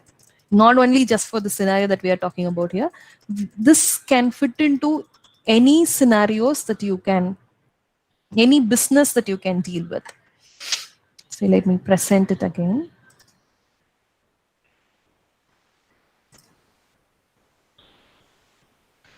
Say here, this is the phases that you will have to stick on to. Like collect all those audiences who would be relevant to buying your product. Segment them into based on the stages that they are in. Say if you feel that they do not know the speciality of the material that you weave, create awareness about that. For which you can send out an email which states that how is your product better than others. Or when the season, like when it is summer, you will have to send out an email saying, so this is summer season. This is when you would be looking for an hand loom woven cotton saris, which is available with us. So first say how the cotton saris are good to be when in summer. Then say how you can get it at best quality, at best price from you, and then push them towards purchase. Give them the appropriate say first you create an awareness, you send them an promotional email that will help them to purchase or consider your product. Then you make them buy it by giving them special discounts. Once they have got it, you have to retain their relationship. That is, you should always have that particular person's contact in your email list, and you'll have to give them exclusive offers. And then you can make them advocate. So you can make them realize how it is contributing to an weaving community who are seen to be at below average earning community in the society. So you can help them say that the sari that you have bought has directly contributed to a family in the weaving community. Make them realize that, make them feel proud of the action that they have done. So this will take them to the advocacy stage, wherein say if I have got it and I feel proud of buying a sari directly from you, I would go back saying my friends, my neighbors, saying that, say this, I have got it from this place and this has contributed to well-being of a community who has really worked for it. So these are some strategies that you can very well think of and then help in those sectors. Let me check, is there any? I think I answered your question, right, Vangi Prabhu? Could you understand? Yeah, I can see you. Thank you very much. Okay. Then it is also an emotional marketing. Yes, we are ultimately dealing with human beings, right? Where emotion plays a major role. So you have to always think from the customer's perspective. Like, what if I am the customer? Will this be of need to me? So that's why I said, irrespective of whatever marketing you do, you should have the justice in what we are doing. Like the product should be of the best quality. Only then you can sustain in the market. That goes without saying. So when you have a quality product, how do you make it reach it to the customers? How do you make sure you would have built the product or done the product to solve somebody's problem? But bridging this gap is what marketing does. How will you reach the wellness products like herbals, food, and supplements through mail customers? So the strategy is same, Yoga Patabi. So you will have to find your audience, educate them that why your product is necessary for them. So when you're talking about herbals, you can say that, so this is the right time, I would say. People are all thinking about they are improving their immunity. So educate them how you can improve your immunity by adopting to herbal products. So that should be your first campaign strategy, and then push them towards the next phase. Let them consider that, say, here you have my brand which has been made authentically and you can use to improve your immunity, and then push them to purchase phase, give them some offers, and then push them towards the retention phase. When they have bought something from you, give them the next product in a much reduced place. Get them to the advocacy phase. So show them the proven results. Say, these many people have taken my herbals and that has changed their life. So prove it. Like, you will have to get into your business, understand in and out. So what I'm throwing at here are all my understanding on your business. Definitely you would know it much better than me. So try to put in your efforts, draft and clear email marketing plan based on the learnings that you have had today, and then execute it. It is Hello, ma'am. Excuse me, ma'am. Myself, Yes. Amrita from Kerala. Actually, Yes, I have a Amrita. question, ma'am. Yes, Amrita. Actually, if I have an email marketing, how can I get more customers to open my email? Yeah, that is what we discussed in the session, right, Amrita? Like improving the open rate, for which you will have to optimize your subject, optimize your email content. Every single component of your email content should be optimized, which has to be A/B tested. Like, you do not know what will work for your target audience. There are certain optimization techniques which we shared in the session. If you want, I can take you through them once again. How to optimize your, I think I'm not sharing my screen now.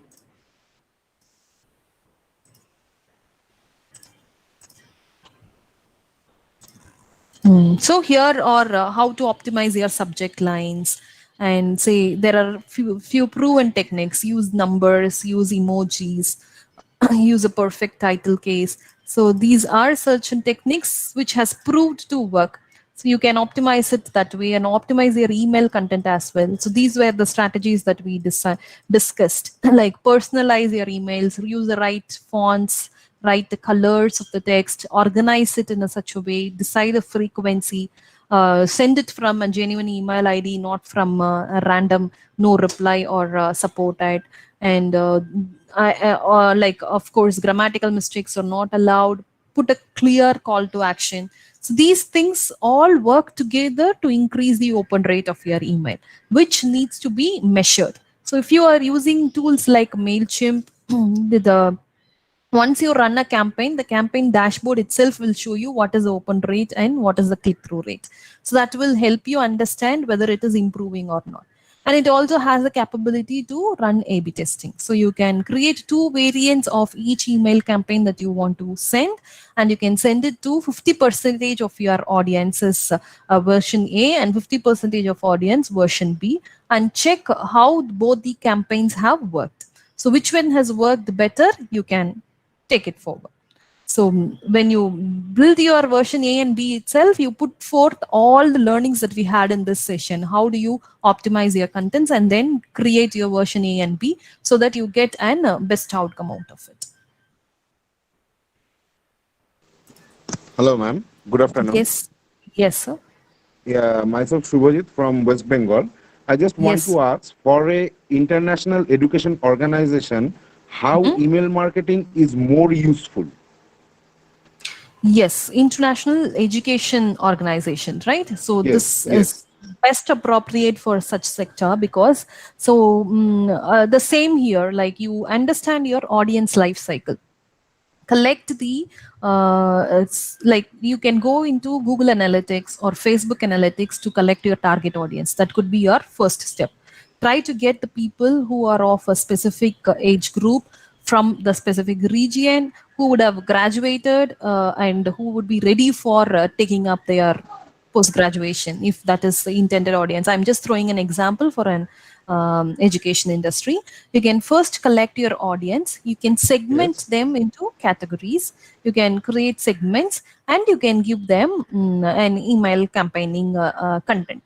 Say when they are just out of schools, who is looking for options to get into colleges, what is that they can learn? Create an awareness among them. What are the new job ready courses that are available?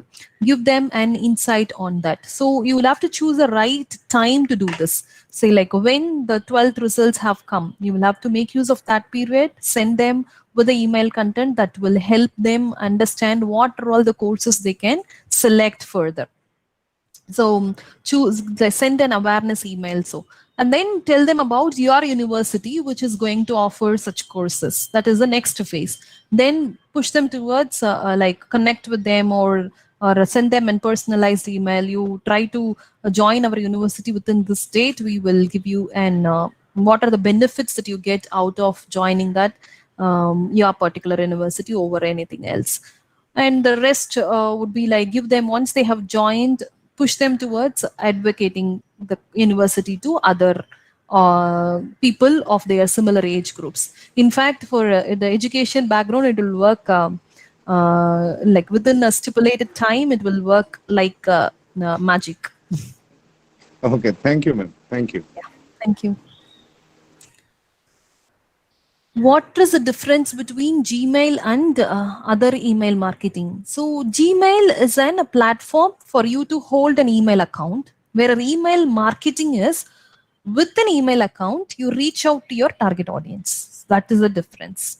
So you can use your Gmail account in a MailChimp campaign to send out emails from your Gmail account. Is there any statutory body to control any misuse? It goes with the law of the land, actually. When it comes to US, they say placing an unsubscription link is mandatory. And when there is a spam, like the Gmail, not only Gmail, any mail boxes itself will control spamming to an extent. So you need to make sure that your content, email marketing content, looks authentic so that it doesn't get into the spam folder. For which, if we adhere to the optimization techniques that we were talking about, you can prevent spamming. How can I know the open email? Yeah, Smriti, if you use tools like MailChimp to send out your email campaign, as I told you, against the campaign, you will be able to see what is the open rate and what is the click-through rate. So those metrics will be readily available to you in any tools. In fact, even the HubSpot, everything offers these key parameters, whatever we discussed. How to set up email campaign for avoiding spam category? Sandeep, if you stick on to the recommendations that we discussed in this session, optimizing your subject, optimizing your email content, and sending it from a genuine email ID, all these will take care of preventing spamming. unless and until the user explicitly says spam this email. This will take care of spamming, not pushing Hello, an ma'am. email to yeah, Shalini. Hello, ma'am. Can you explain a Gmail? Gmail. Sorry, Shalini. What is Gmail? Yes, ma'am. Yeah, say Gmail is a mailing platform here. Say you have Outlook, have Yahoo. Similarly, Gmail is a mailing platform. That is where you can create your mail account and you can start sending mails. Like you can use it for your personal use as well. But when you are doing it for the business, where you will have to reach out to hundreds of target audience, you cannot personally sit and write email to each one of them. Then you would need a tool like MailChimp, with which you can send out emails from your Gmail account. Okay, so when you send email from MailChimp as well, it will go through your Gmail server, but it is automated. When this automation comes with various other capabilities like sending it on regular schedules and you can schedule it, you can design the email templates, you can evaluate the performance of the email. All this can be done in your MailChimp tool set. Gmail is your background server where you hold your email account. Okay, thank you, ma'am. Naturally, thank you.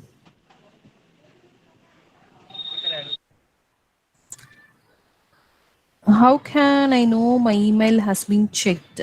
That can be evaluated through the open rate of your campaign that you can see in the tools like MailChimp. Is it advisable to buy data of email IDs? Would it result in profit? Like depends on the source of the data that you get from.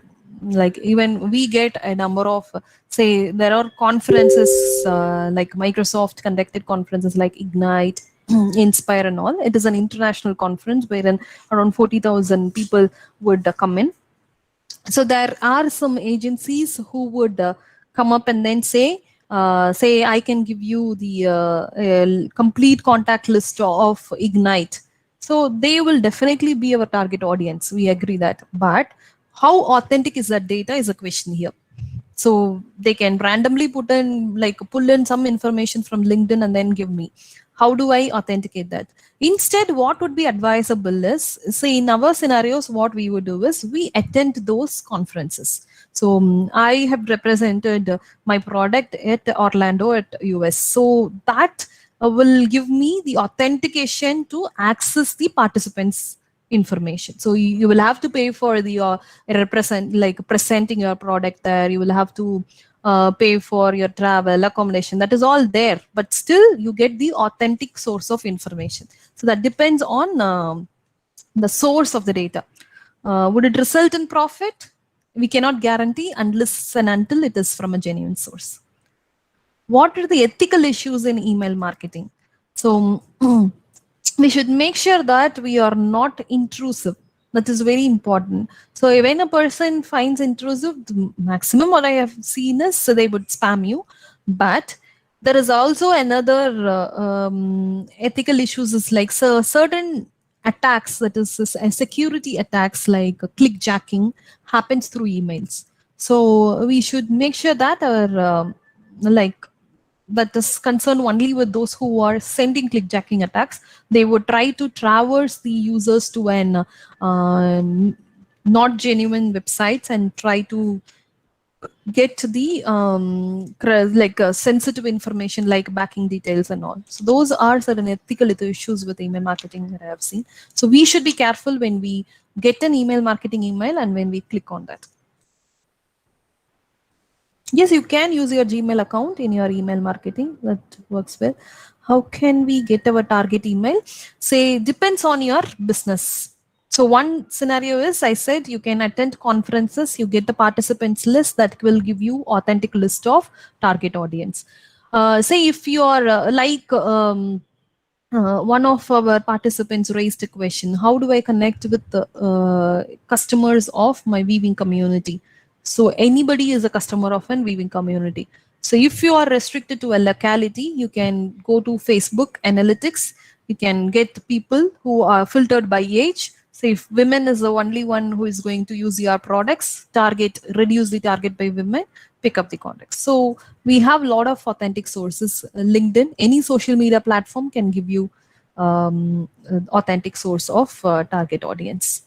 Yeah. MailChimp is free tool up to 2000 contacts, after which you will have to pay a nominal amount. Not very high. How for email marketing help promoting insurance and investment segment? Of course, yes. This works with any segment. In fact, irrespective of the domain, when it is authentically followed, when proper A/B testing is done, when we stick on to optimization principles, email marketing has proven never to fail. So do it right, get it right. That's it. How for email marketing help promoting insurance and investment? I think that I just answered. And thanks everyone for the appreciations, for those who have said excellent session. Thanks a lot. Yeah, thank you. Thank you. What is the difference between email marketing and digital marketing? I would say email marketing is a component of digital marketing. Digital marketing is an umbrella within which email marketing, content marketing, everything will come into picture.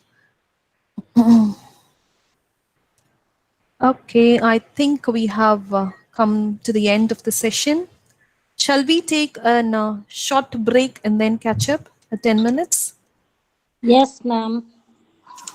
Yes. Yes, ma'am. Then And ma'am, once part of this session, you said that if we use a emoji in the subject part of our mail, then it will be best. So it will be more lucrative. Yes, Subhajit. It has proven to work better. That's what Experience survey says. Yeah. Okay. Thank you, ma'am. Thanks for your Thank you. suggestion. Thank you. Yeah.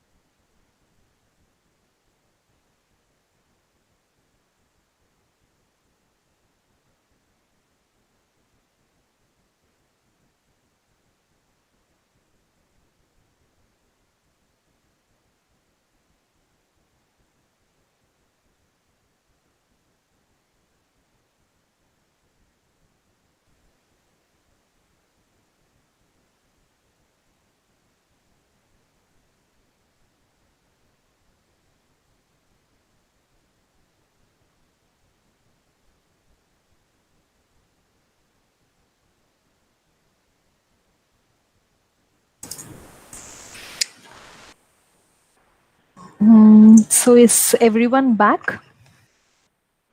Are we good to start? Yes, ma'am. Yes, ma'am. Yes, that's great. So let me start presenting my screen.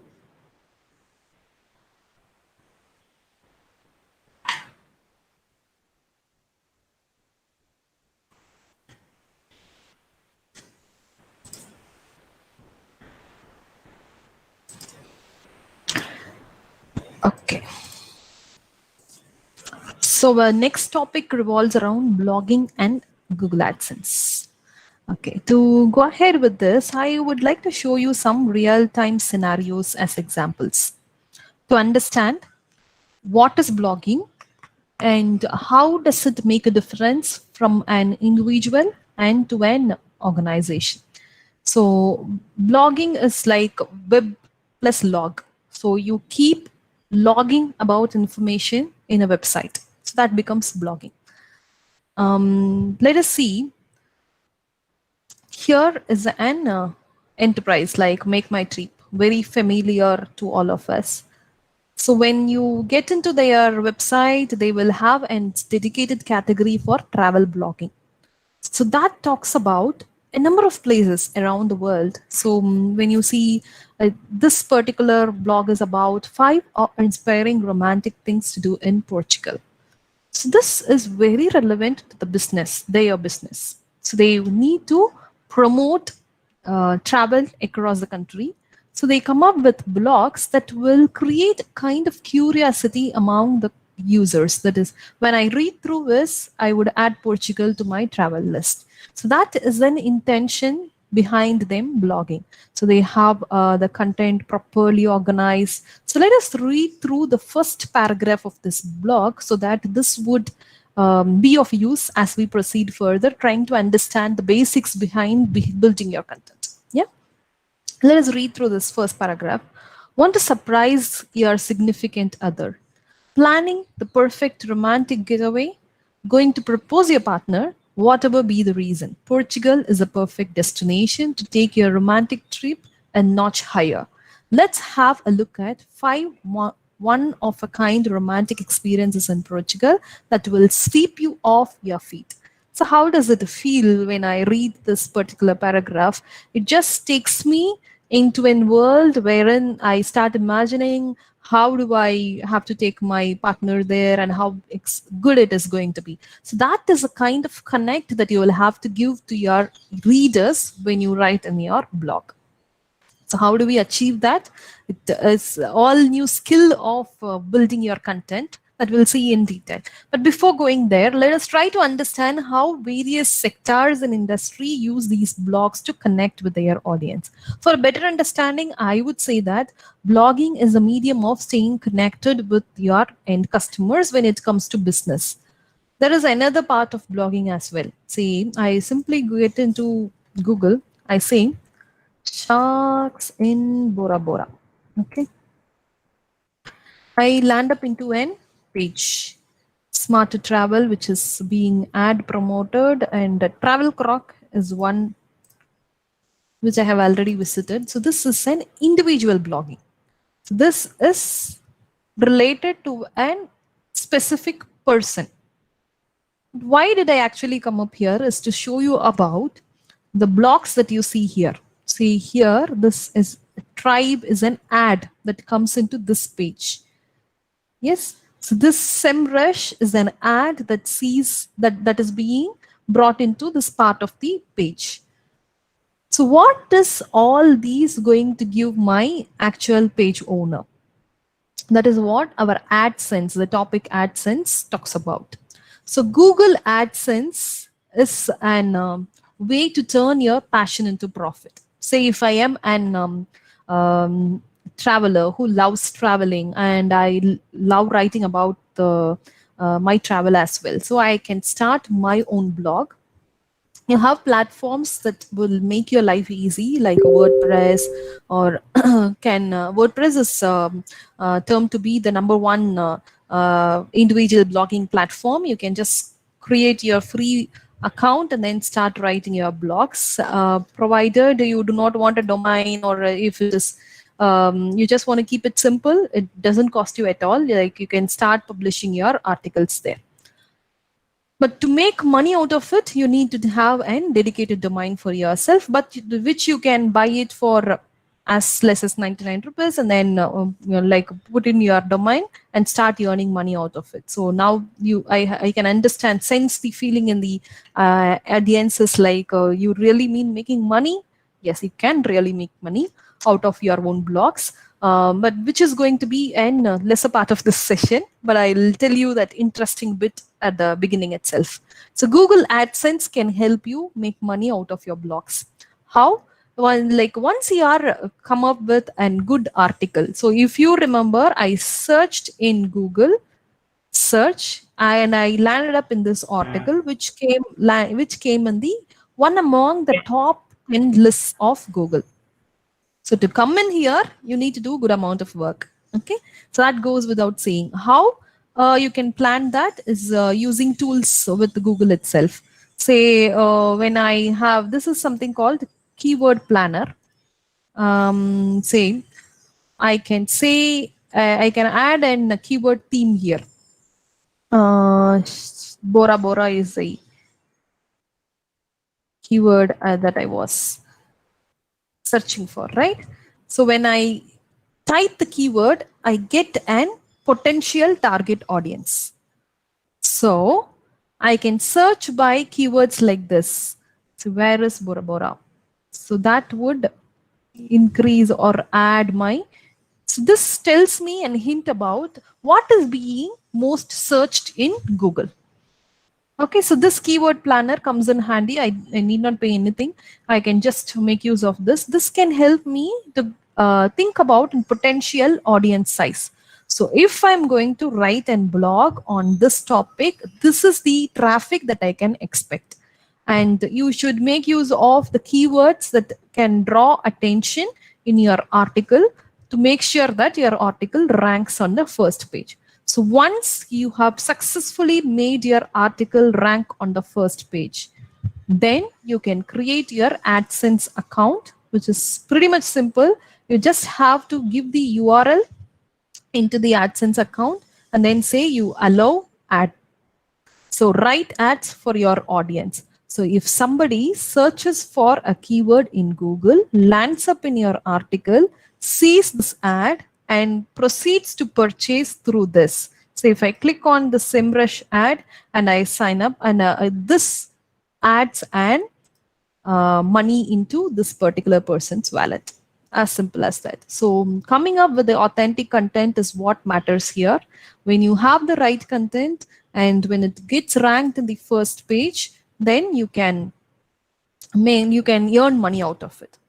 So is this the case? So let me check. I have a blog written for my product. So ignore this technical terms if it sounds to be Greek and Latin for you. So all that is like, I have a blog. It comes in the first page without any ads organically. So it's being most visited by number of people. It's completely a business article. So when I land up on my page, I have opted out of ads because it's my business article. I do not want unnecessary disturbances here. So if I am an individual blogger who talks about my travel or my cooking skills or my gardening, then that's appropriate to earn money out of that. But here, that is not my business. I am talking about my product and I want my audience to understand what I tell about this technology and what is the significance of my product. Here, I just want to give them a call to action to try my product. So based on the purpose, the blogs would vary. So individuals might want to turn blogging as their business. Yes, you can do with the help of tools like AdSense. You can quickly, once you come up with a good article, you can opt for showing ads on your page and earn money out of it. If you are into business, then it is an more serious and genuine task that you have to carry out to ensure that your business is getting the right sign up from the right target audience. So that is the sole priority of this particular article.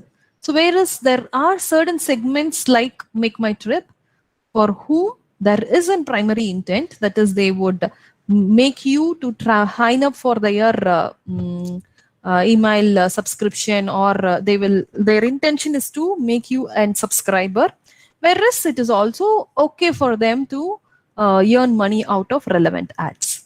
So 3 categories we saw, wherein the primary intent is for an individual just to earn money out of their blogging, and an entertainment industry or an travel industry like Make My Trip, for whom it is okay to have few slots for their ads. So if you compare here, the prime slot itself is given away for ads, whereas that is not the case here. They have given a slightly smaller slot, and their primary focus is only on pushing them towards the subscription, whereas there is a smaller slot that is available for ads as well. But there are pure technical industries wherein we do not have any space for ad inclusions. We just primarily focus on delivering value to the customers from the pure technical front. So having understood what are the different mediums, like flavors of blogs that are being written, we need to understand how do we come up with the right content. Yes, so let us spend time on understanding how do you create the right content to your audience. So the first step is know your audience. So this will also answer your questions raised by the end of the first session. So where do I get the right audience from? You have sources here. So you have solutions like Google Analytics, Facebook page insights, and Twitter analytics that can help me find out who are my audience. Yes, so you can choose from these platforms. So this is Facebook page insights. This is Google Analytics. You can segregate people by their age, like 100% of total sessions, and what is the percentage of category of people who have gone into this area. You can use Facebook page insights, from where you can get the user details, and Twitter analytics, from where you can find out what is demography is all about. So know your audience. When it comes to blogging, you're not going to specifically send the information to an user. Instead, it is like a broadcast. You write your content, you publish it in your website, it gets accessible to your end users, right? But for which you will have to understand, how is my audience segmented into? So if I'm targeting people at the US region, let me try to understand what age group are they in. So I give them with the right content, okay, whichever is very relevant. If they are from a specific location, say you have a Facebook page and you are planning to post and blog in your Facebook page, so there would be followers to your Facebook page. Try to understand who are and those are your followers. What is their demography? What is their age? So these are certain things that you can understand from your Facebook page insights. Similarly, Twitter analytics, analyze your followers who have completed the high school. So Twitter will have details about their graduation and all. So you get different types of details about your audience from various platforms like Google Analytics, Facebook page insights, and Twitter analytics. Yes. Second, very important, create a high quality content. Same. It is not about bluffing on something in the blog. That's not going to work. It is earlier there used to be a principle at the time blogging has begun. Like if we frequently write blogs and stay on top, we can make sure that our brand is always visible. But that no longer works, because you have variety of content all over the space. And we will also slightly touch upon what are the various flavors of content. And I will also show you how for our product we do various flavors of different contents. Yes. So whatever the medium of content, so be it blogging or podcast or webinar, make sure that you deliver a high quality content. Always create high quality content, as it results in increase in brand awareness. So I was mentioning why I had to take up the product consultant role, whereas I was a technical lead. Like I was deciding what should be the product features and how my engineering team has to code. And when I initially, like for the past major of my career, in fact, but at one point I had to take up a product consultant role, wherein I have to talk about my product, talk about the technology. So for my product, it demanded and technically sound person to be an product consultant as well. That is, every email that we write is going to have technology in it. Every blog is going to have technology in it. Every conversation that I make with the customer, I need to understand what is their technical challenge, and I have to provide them with a feature from my tool that is going to solve it. I will have to represent my product in international conferences wherein I need to talk on technical topics. So that is something forced me to take up a role of a product consultant. So here we need to have the content, like every now and then. Say, like if you remember the last time when I delivered session for Bharatiyar University, I had just 2 batches in my initial introduction slide, MCST and MCSA. But now I have another batch added to it, MCT. So it's in continuous development, and I have scheduled my exams to improve my profile to be a Microsoft solution architect. So that is how you need to stay on top of the technology to make sure that you're delivering the high quality content.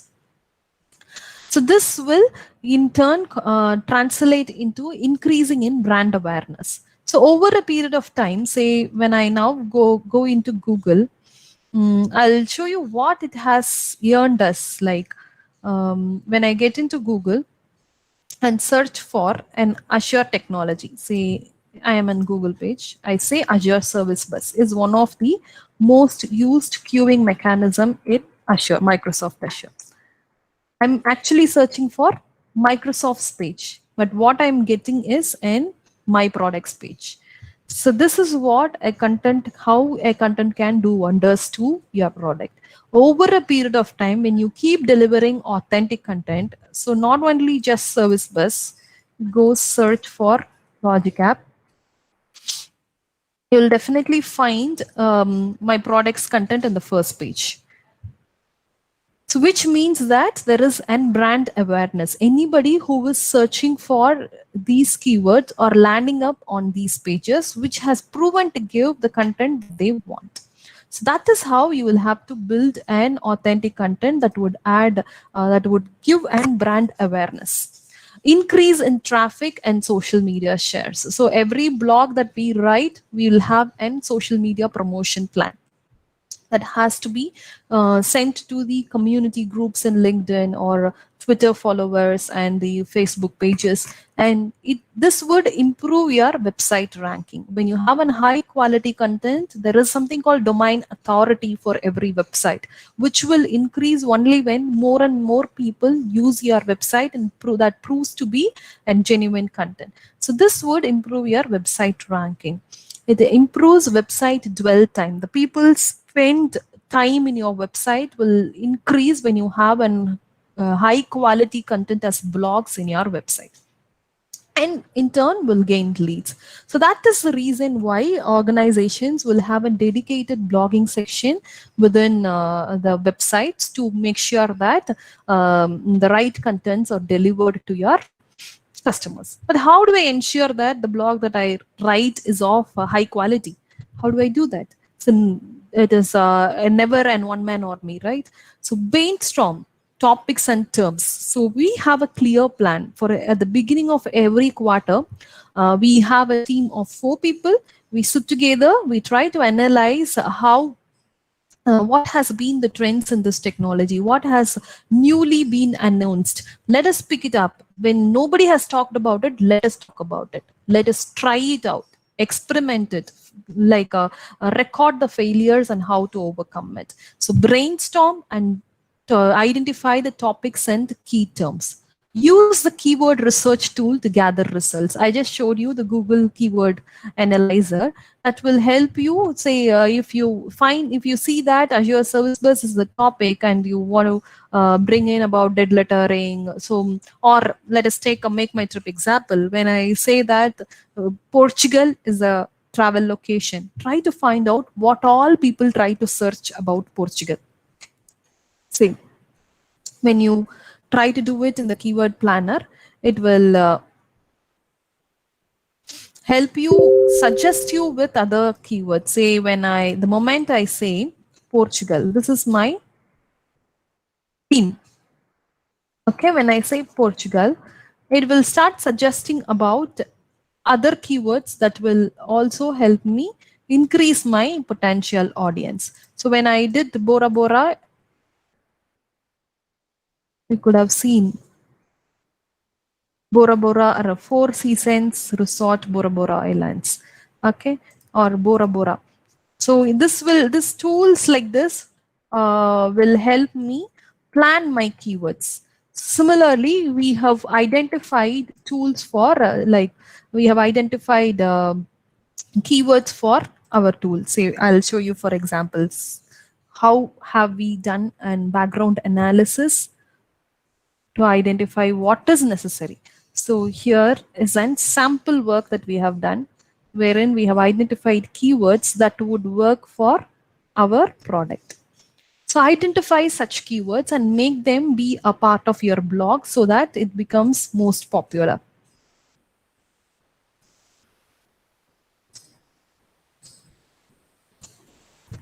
Yeah, create an original content. So don't cut and put the content together from various other sites. That is not going to work because you have IP infringement check tools that can very easily identify whether it is an copied content or not. Create compelling headlines. So every headline that you have, the blog title or the H2 tags all across your content should have compelling headlines. It should make me feel that yes, there is a necessity for me to read through this article.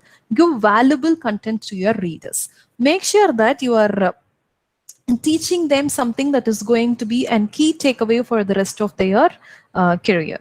Add resources from well-known sites. It is always acceptable to give them backlinks to authentic sites. So when I am talking about Microsoft Technologies, I would give backlinks to Microsoft's own documentation because that is the authentic place where they can learn about certain things. Say, for example, when I'm talking about an Azure Logic Apps, which is in service from Microsoft Azure. When I talk about pricing of that, I would give backlink to the Microsoft site itself because that is something that would subject to change.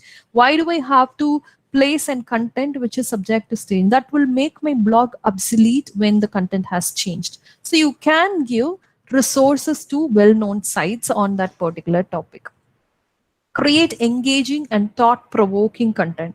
Follow a logical structure and use relevant images. So the images should be relevant to the topic, not just pulling in online pictures and then using it in your article. That is not going to work when it comes to professional blogging. Prefer short photographs to make the content readable. So when it is a travel blog, it is inevitable to avoid photographs. Like you would have gone to a place, you would have taken pictures. Please add them into the blog to make it more interactive. So when you talk about the place, if they see the picture right beside it, that would let them connect to their place. Update your content regularly. Say if something has changed, you need to make sure that your content is updated. That is very much necessary. Your blog should stay up to date. Avoid grammatical mistakes. Add all clear call to action at the end. Create a content that fulfills viewers' requirements. Use examples to clarify your content. Make your content visually appealing. Add images from public domain sites and prefer to give more information to the audience. So let me show you that one blog that I wrote. Yes. So here if you see, So anybody who is working into with event hubs will come across this challenge, and that is why we have chosen this as a title of this article. And here I'm trying to give an scenario to make the users better understand what am I talking about. Yes, so instead of just jumping on to the like a picture which shows about the Azure services which nobody will understand, this part of the application anybody will understand. So this says that there is a logistic industry wherein they have got vehicles across the world, so to carry the shipments from one place to another.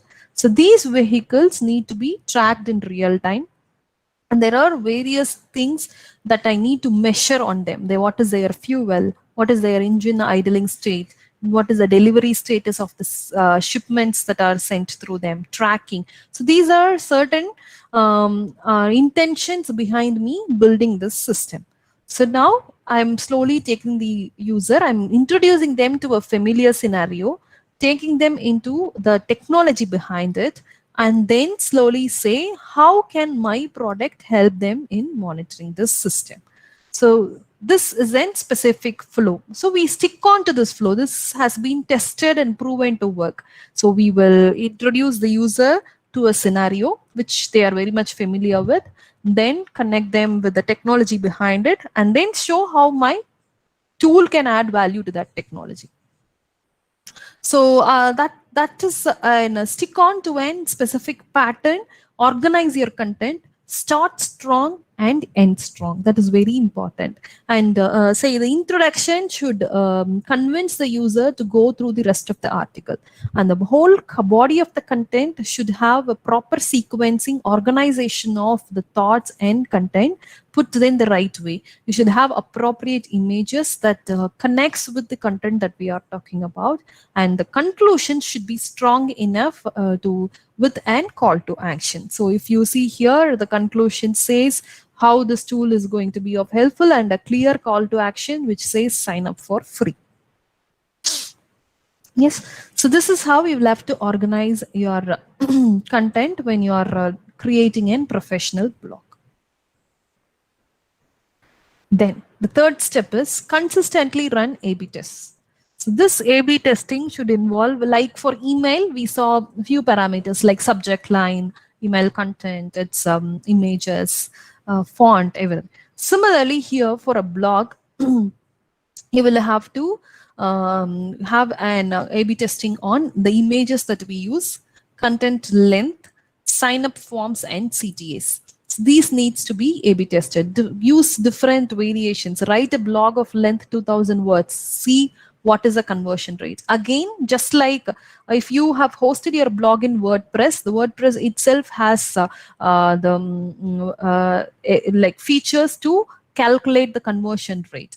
You make use of that to understand how a 2000 words length blog works. Whereas how does an 8000 length case study works? You can compare them and then check which works better for your target audience. Which kind of images do your audience appreciate? So you can run continuous A/B tests to understand that.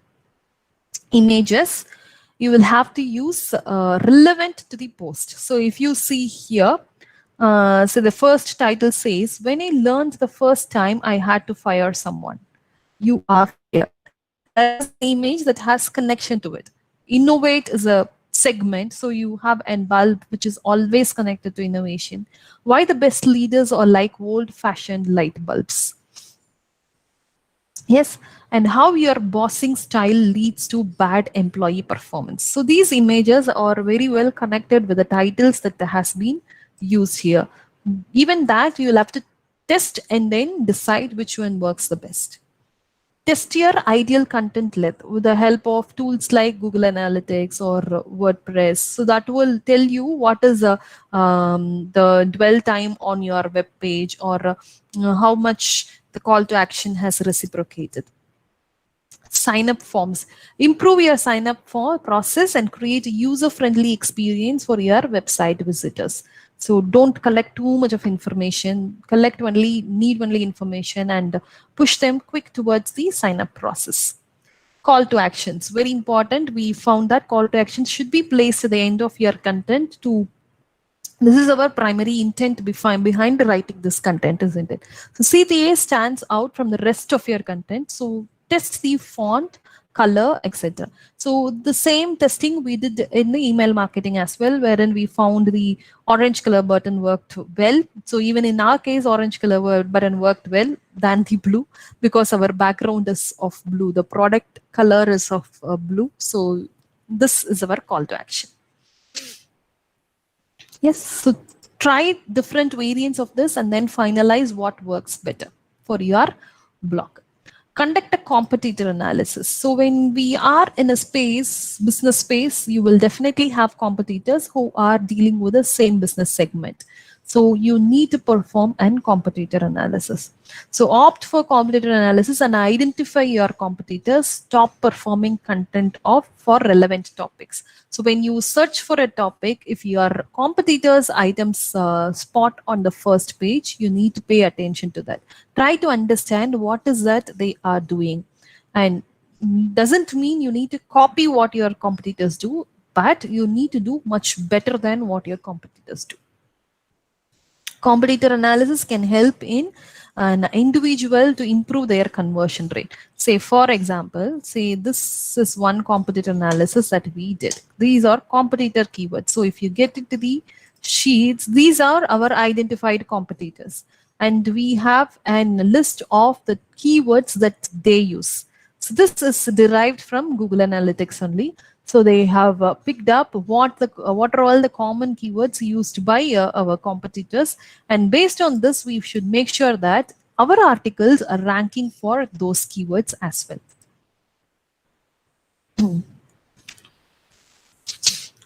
So opt for competitor analysis can help in improving the conversion rate. That's a proven solution. So find out your strongest competitors by using search engine and check which websites are competing with you. So when you search for our product, if something else also spots out, those are our competitors. That's the most simplest way to spot your competitors. Say, for example, I go and search for WordPress. The moment I see WordPress, WordPress.com is for individual blogging sites. Verbsubs.org is recommended for organizations who wants to have their standalone version of WordPress.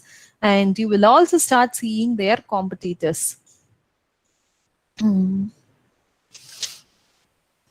See, what is WordPress? Say, other competitors are searching for. See, these are all competitors of WordPress. So this is that easy to find out who are your competitors. So we can identify how are they trying to pitch in the market, and that would give us a good amount of learning.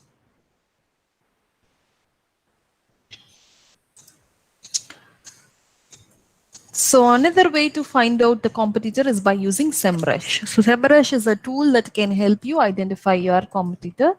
Who are your competitors who are playing in the same business segment?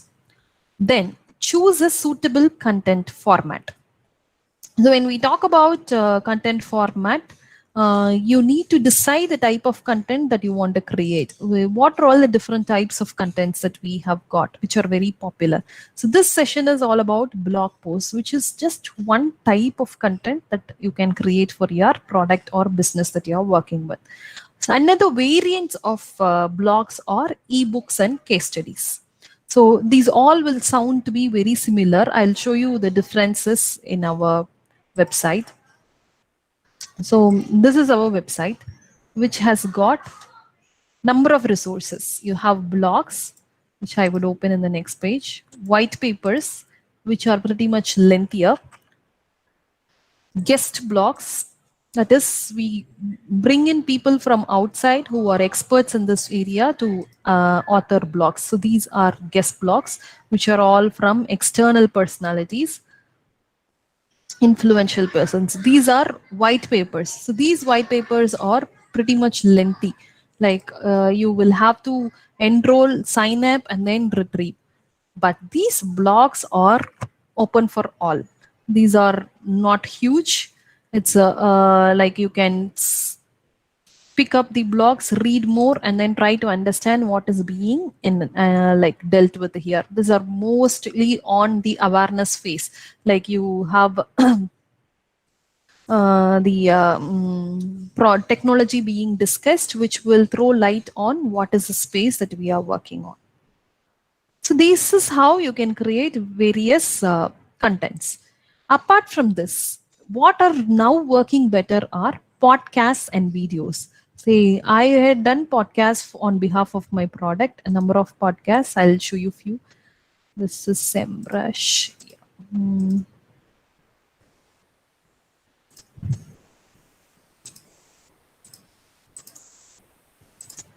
See, here is a podcast that I did for a platform called Cloud with Chris. Yes, here is another podcast which did for talking serverless. So these are different ways. So what do I achieve here is anybody who is going to visit to this site is now going to listen to what I have talked about, and there I would have told about my product so that they will come and land upon my product. So these are different strategies. So these are few podcasts which I have done on external platforms. We talk about the technology.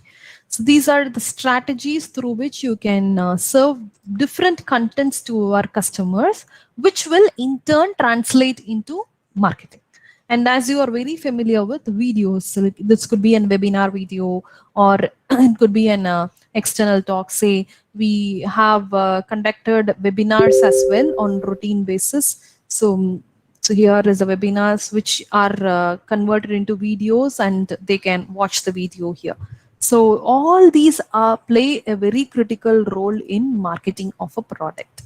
So let it be an blog content, ebooks, case studies. Case studies will have a better impact. They will say how the customer has used our product and it has added value to them. So all these are very much necessary. So to understand them better, blogs, it should have valuable content that can be shared by your website visitors on social media and across other websites. So any blog that we have written, it should be have an authentic content that are shareable on any websites. What does it mean? It should be an original content of ours so that it is free to be shared. We cannot copy and paste something else and then put it into a blog.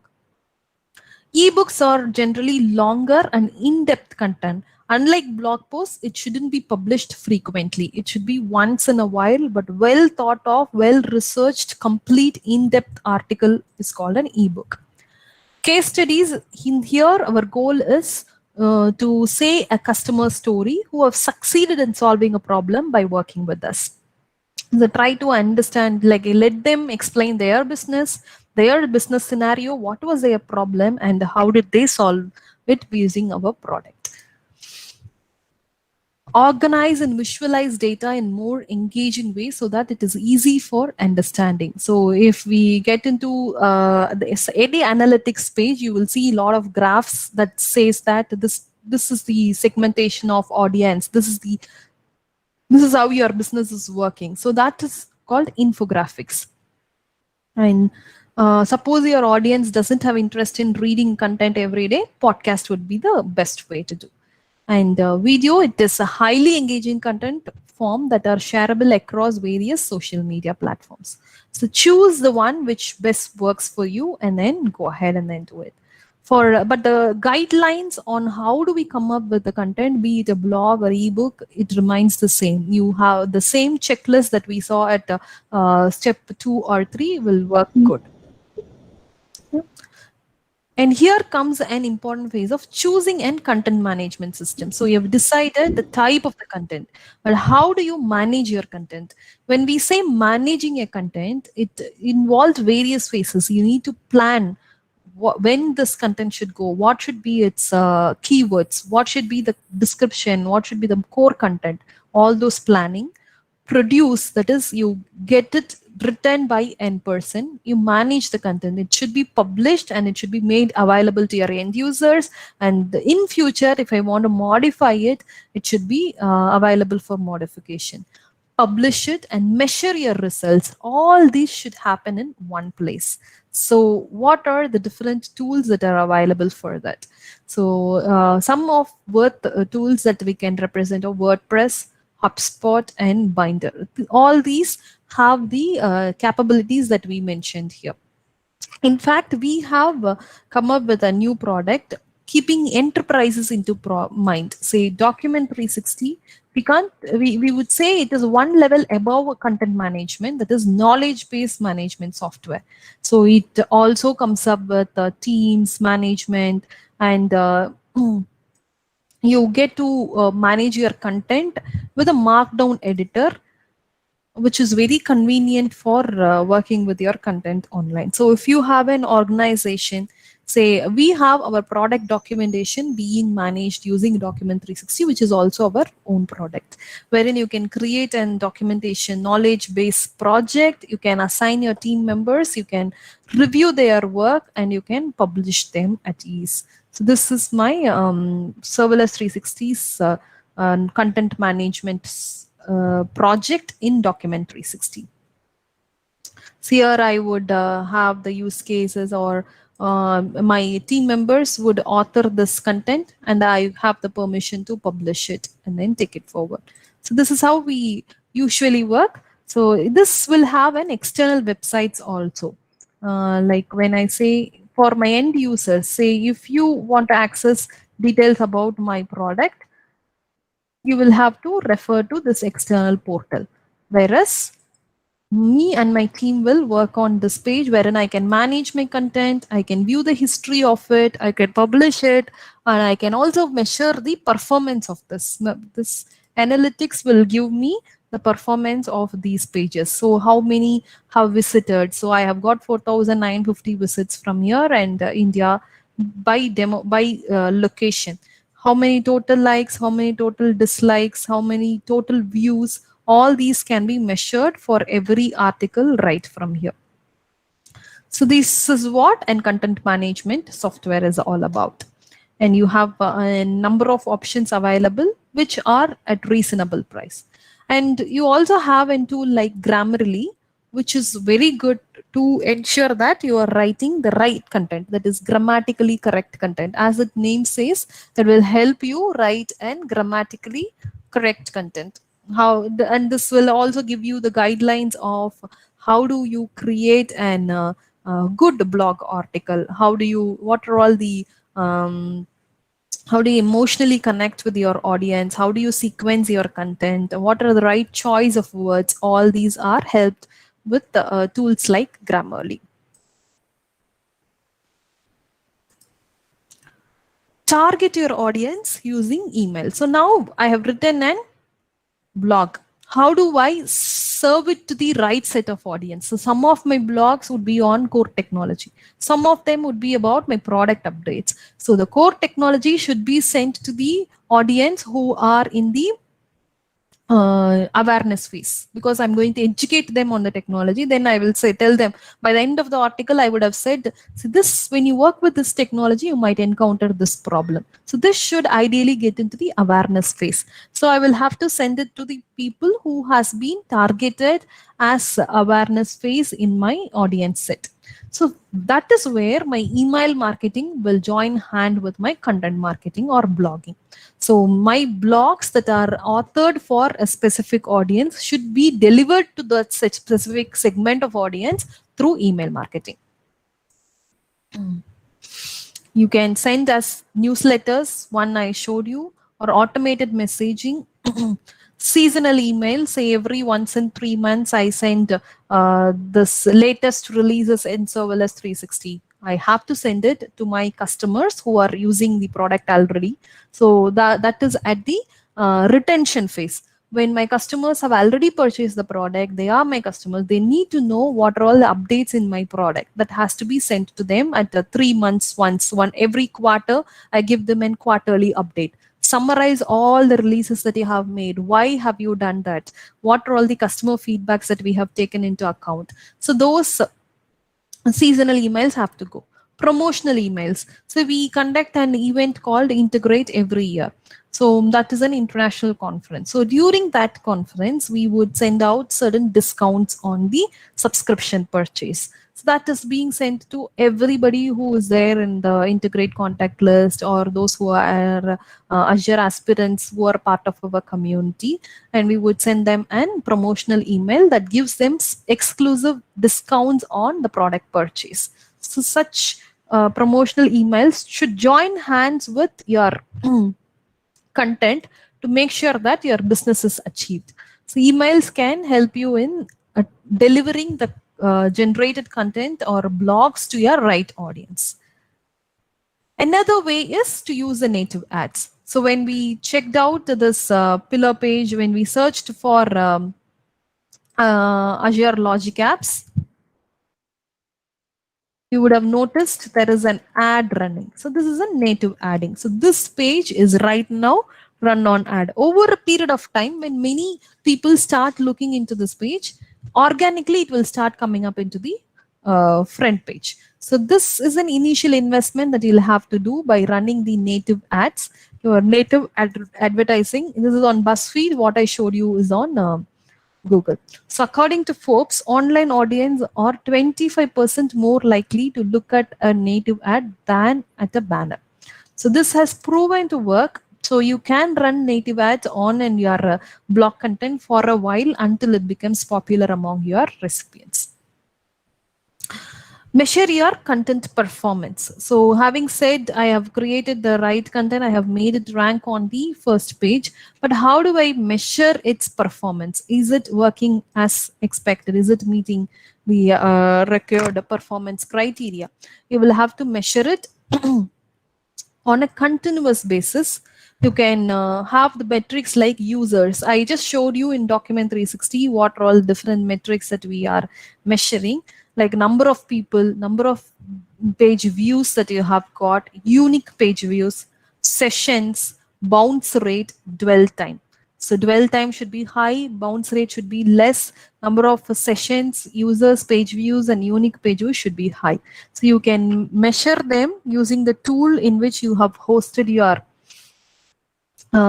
blog. And so in fact every blog hosting platforms offer this capability. You can also measure on additional metrics like location. So I just showed you the example where the analytics we saw which region of people. So if you observe, we have the complete usage only from US, India and UK, and very minimal from Australia and other visits. So our primary target is only on US because only people in US are aware of Azure and they are using it.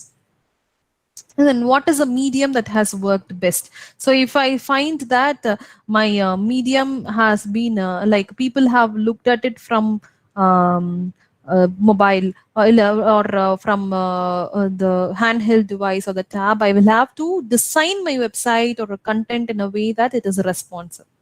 And traffic source, from where have I got this traffic? Is it from the Google Ads? Is it from a social media promotion? Is it from a blog? I will have to measure that. So all those should be measured to check which works as better. So and here is a checklist. Create an editorial calendar in order to keep track of the publication of the content in a given period of time. So as for example, for us, what we do is we do it every quarter. Beginning of the quarter, we will decide the 12 topics of blogs, who is going to write and what should be the title, description, everything we will freeze on the beginning of the quarter itself. And that would be assigned to the respective people, and we'll put up a calendar saying publish timeline. On this date, this blog has to be published. So that is being, that has to be done. A proper planning should be there. Make your content worth reading. So every single blog that you write in for your website should be well researched, well experimented, authentic content that would be useful for your audience. You put in the efforts because there are people who are ready to do that. If you fail to do that, your content is not going to work well. Curate your content. So put it in a nice way that it has a proper flow, it connects emotionally with your end users, and it is naturally has the flow to read. Guest post on influential bloggers websites. An example would be like I showed you how we have guest blogs from other users. If you click through that, it will land up into another guest user's website, and you can have your podcast being published in other platforms that will invite people to listen to. Add statistics, numbers, and quotes to your content. Make sure you share all content on your SlideShare. Once you have published the content, share it on your social media channels and blogs. So once you have the blogs ready, make sure that you have an social media promotion plan associated to it, and write a testimonial for you and promote your blogs posts for maximum success. So promotion is the key here. Create personas of your different user audiences, right, to satisfy the need of your audiences. Choose the right content type, that is very important. Whether identify which will work best, case studies or blogs or white papers. Identify which works best for your business. Add a single H1 and multiple H2 tags on your web pages. Customize the metadata and create a detailed summary and title slide. Make it easy for your audience to ask questions and comment on your blog. So for every blog, you should have an, at the footer, you should have a platform that lets your audience let you know about your content. So you should have an platform that allows your audience to comment on that. Say you have leave a comment. This should be there as a part of your portal or your blog site. Yes, so shall we do a recap? So first and foremost, know for whom you are writing. So understand your audience, create a high quality content, continuously run A/B tests. A/B tests should be done on the title, the content, the images that you have, and the call to actions that you put in. Conduct a competitor analysis. Always be informed about how does your competitors in the business are doing it. Choose a suitable content format, which one works best for you. It could be a blog, but the guidelines are the same. You have to write it. Choose a content management system, and it could be WordPress if you are doing an individual blogging, or you can also choose tools like Document 360 if it is for an enterprise. So target your audience using emails. Once your blog is out, send it to the appropriate audience for whom it would be appreciated. Use native ads to make sure your blog ranks, and measure your content performance. That is very critical. You will have to understand how does your content has worked as a part of your overall journey. Yes, so that brings us to the end of this session, and I am open for any questions for the next 10 minutes.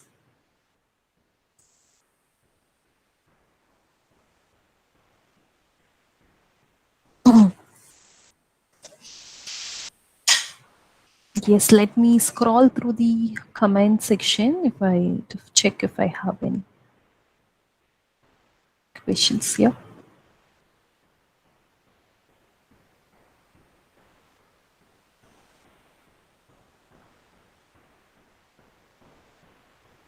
Thank you for all the appreciations, attendees, and thanks for being the interactive attendees of this session, because that's what completes, isn't it? Only when we have recipients, the session is successful.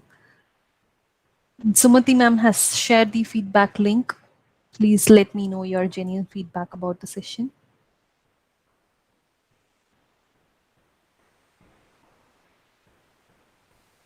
The PPTs are available in SlideShare, Neeraj. I will share it with them. Yeah, the credits should go to Simply Learn for the PPTs. However, these are very good to refer to.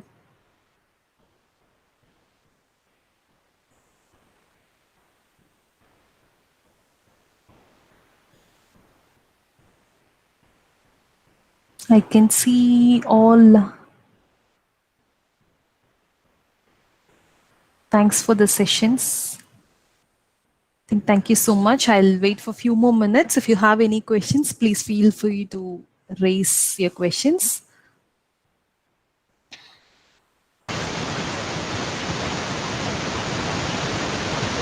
This audience, any clarification? Thank you everyone. Whoever is giving constructive feedbacks, that's so encouraging. In which field email marketing is most helpful and least helpful? Selva Kumar has raised a question, and I would say email marketing pretty much works well with any field. Like whatever is your business domain, think through it, understand your audience, and understand various phases of your customer life cycle, and optimize your email content. It definitely work. Thank you. Sorry, I cannot call out each one of your names, but thanks to all of them who enjoyed listening to me.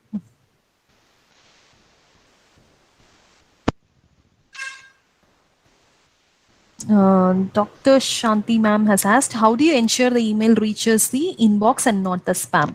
So in the session on email marketing, we shared techniques on optimizing the email subject and optimizing email content.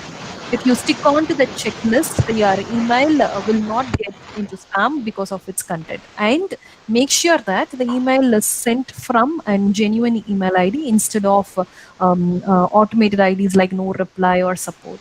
So that would ensure that your email does not land up in spam. And the frequency as well, because once the user explicitly pushes it into spam, then it will get into spam only. So make sure that you deliver the right content at the right frequency on the right time, and stick on to the optimization techniques that we discussed. That would do, ma'am. And after lockdown, is it more relevant or not? Okay, I didn't get that question. I hope that is not.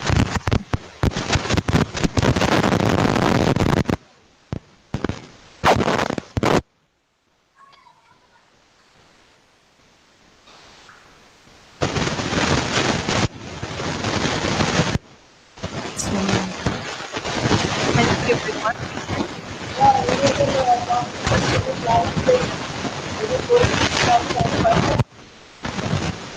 Sumati ma'am, actually I cannot hear you clear.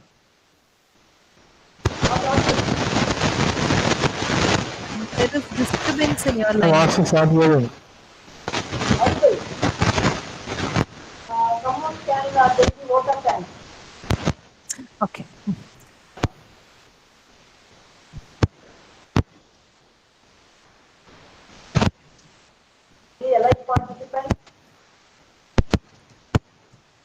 So people, someone of you come forward and give away your feedback. Yeah, conclude the session.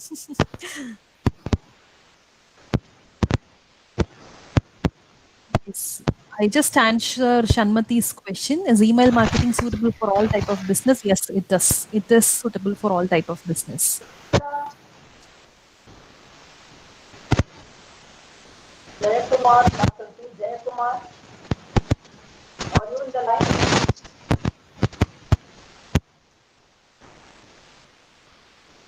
Yeah, Snega, you just conclude.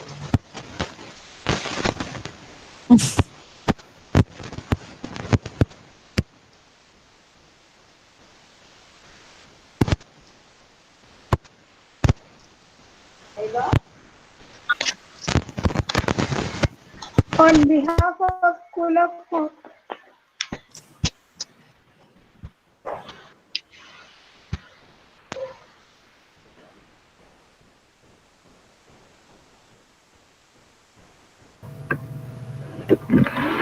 Yeah, on behalf of all the participants, I take it as a privilege to thank you, ma'am.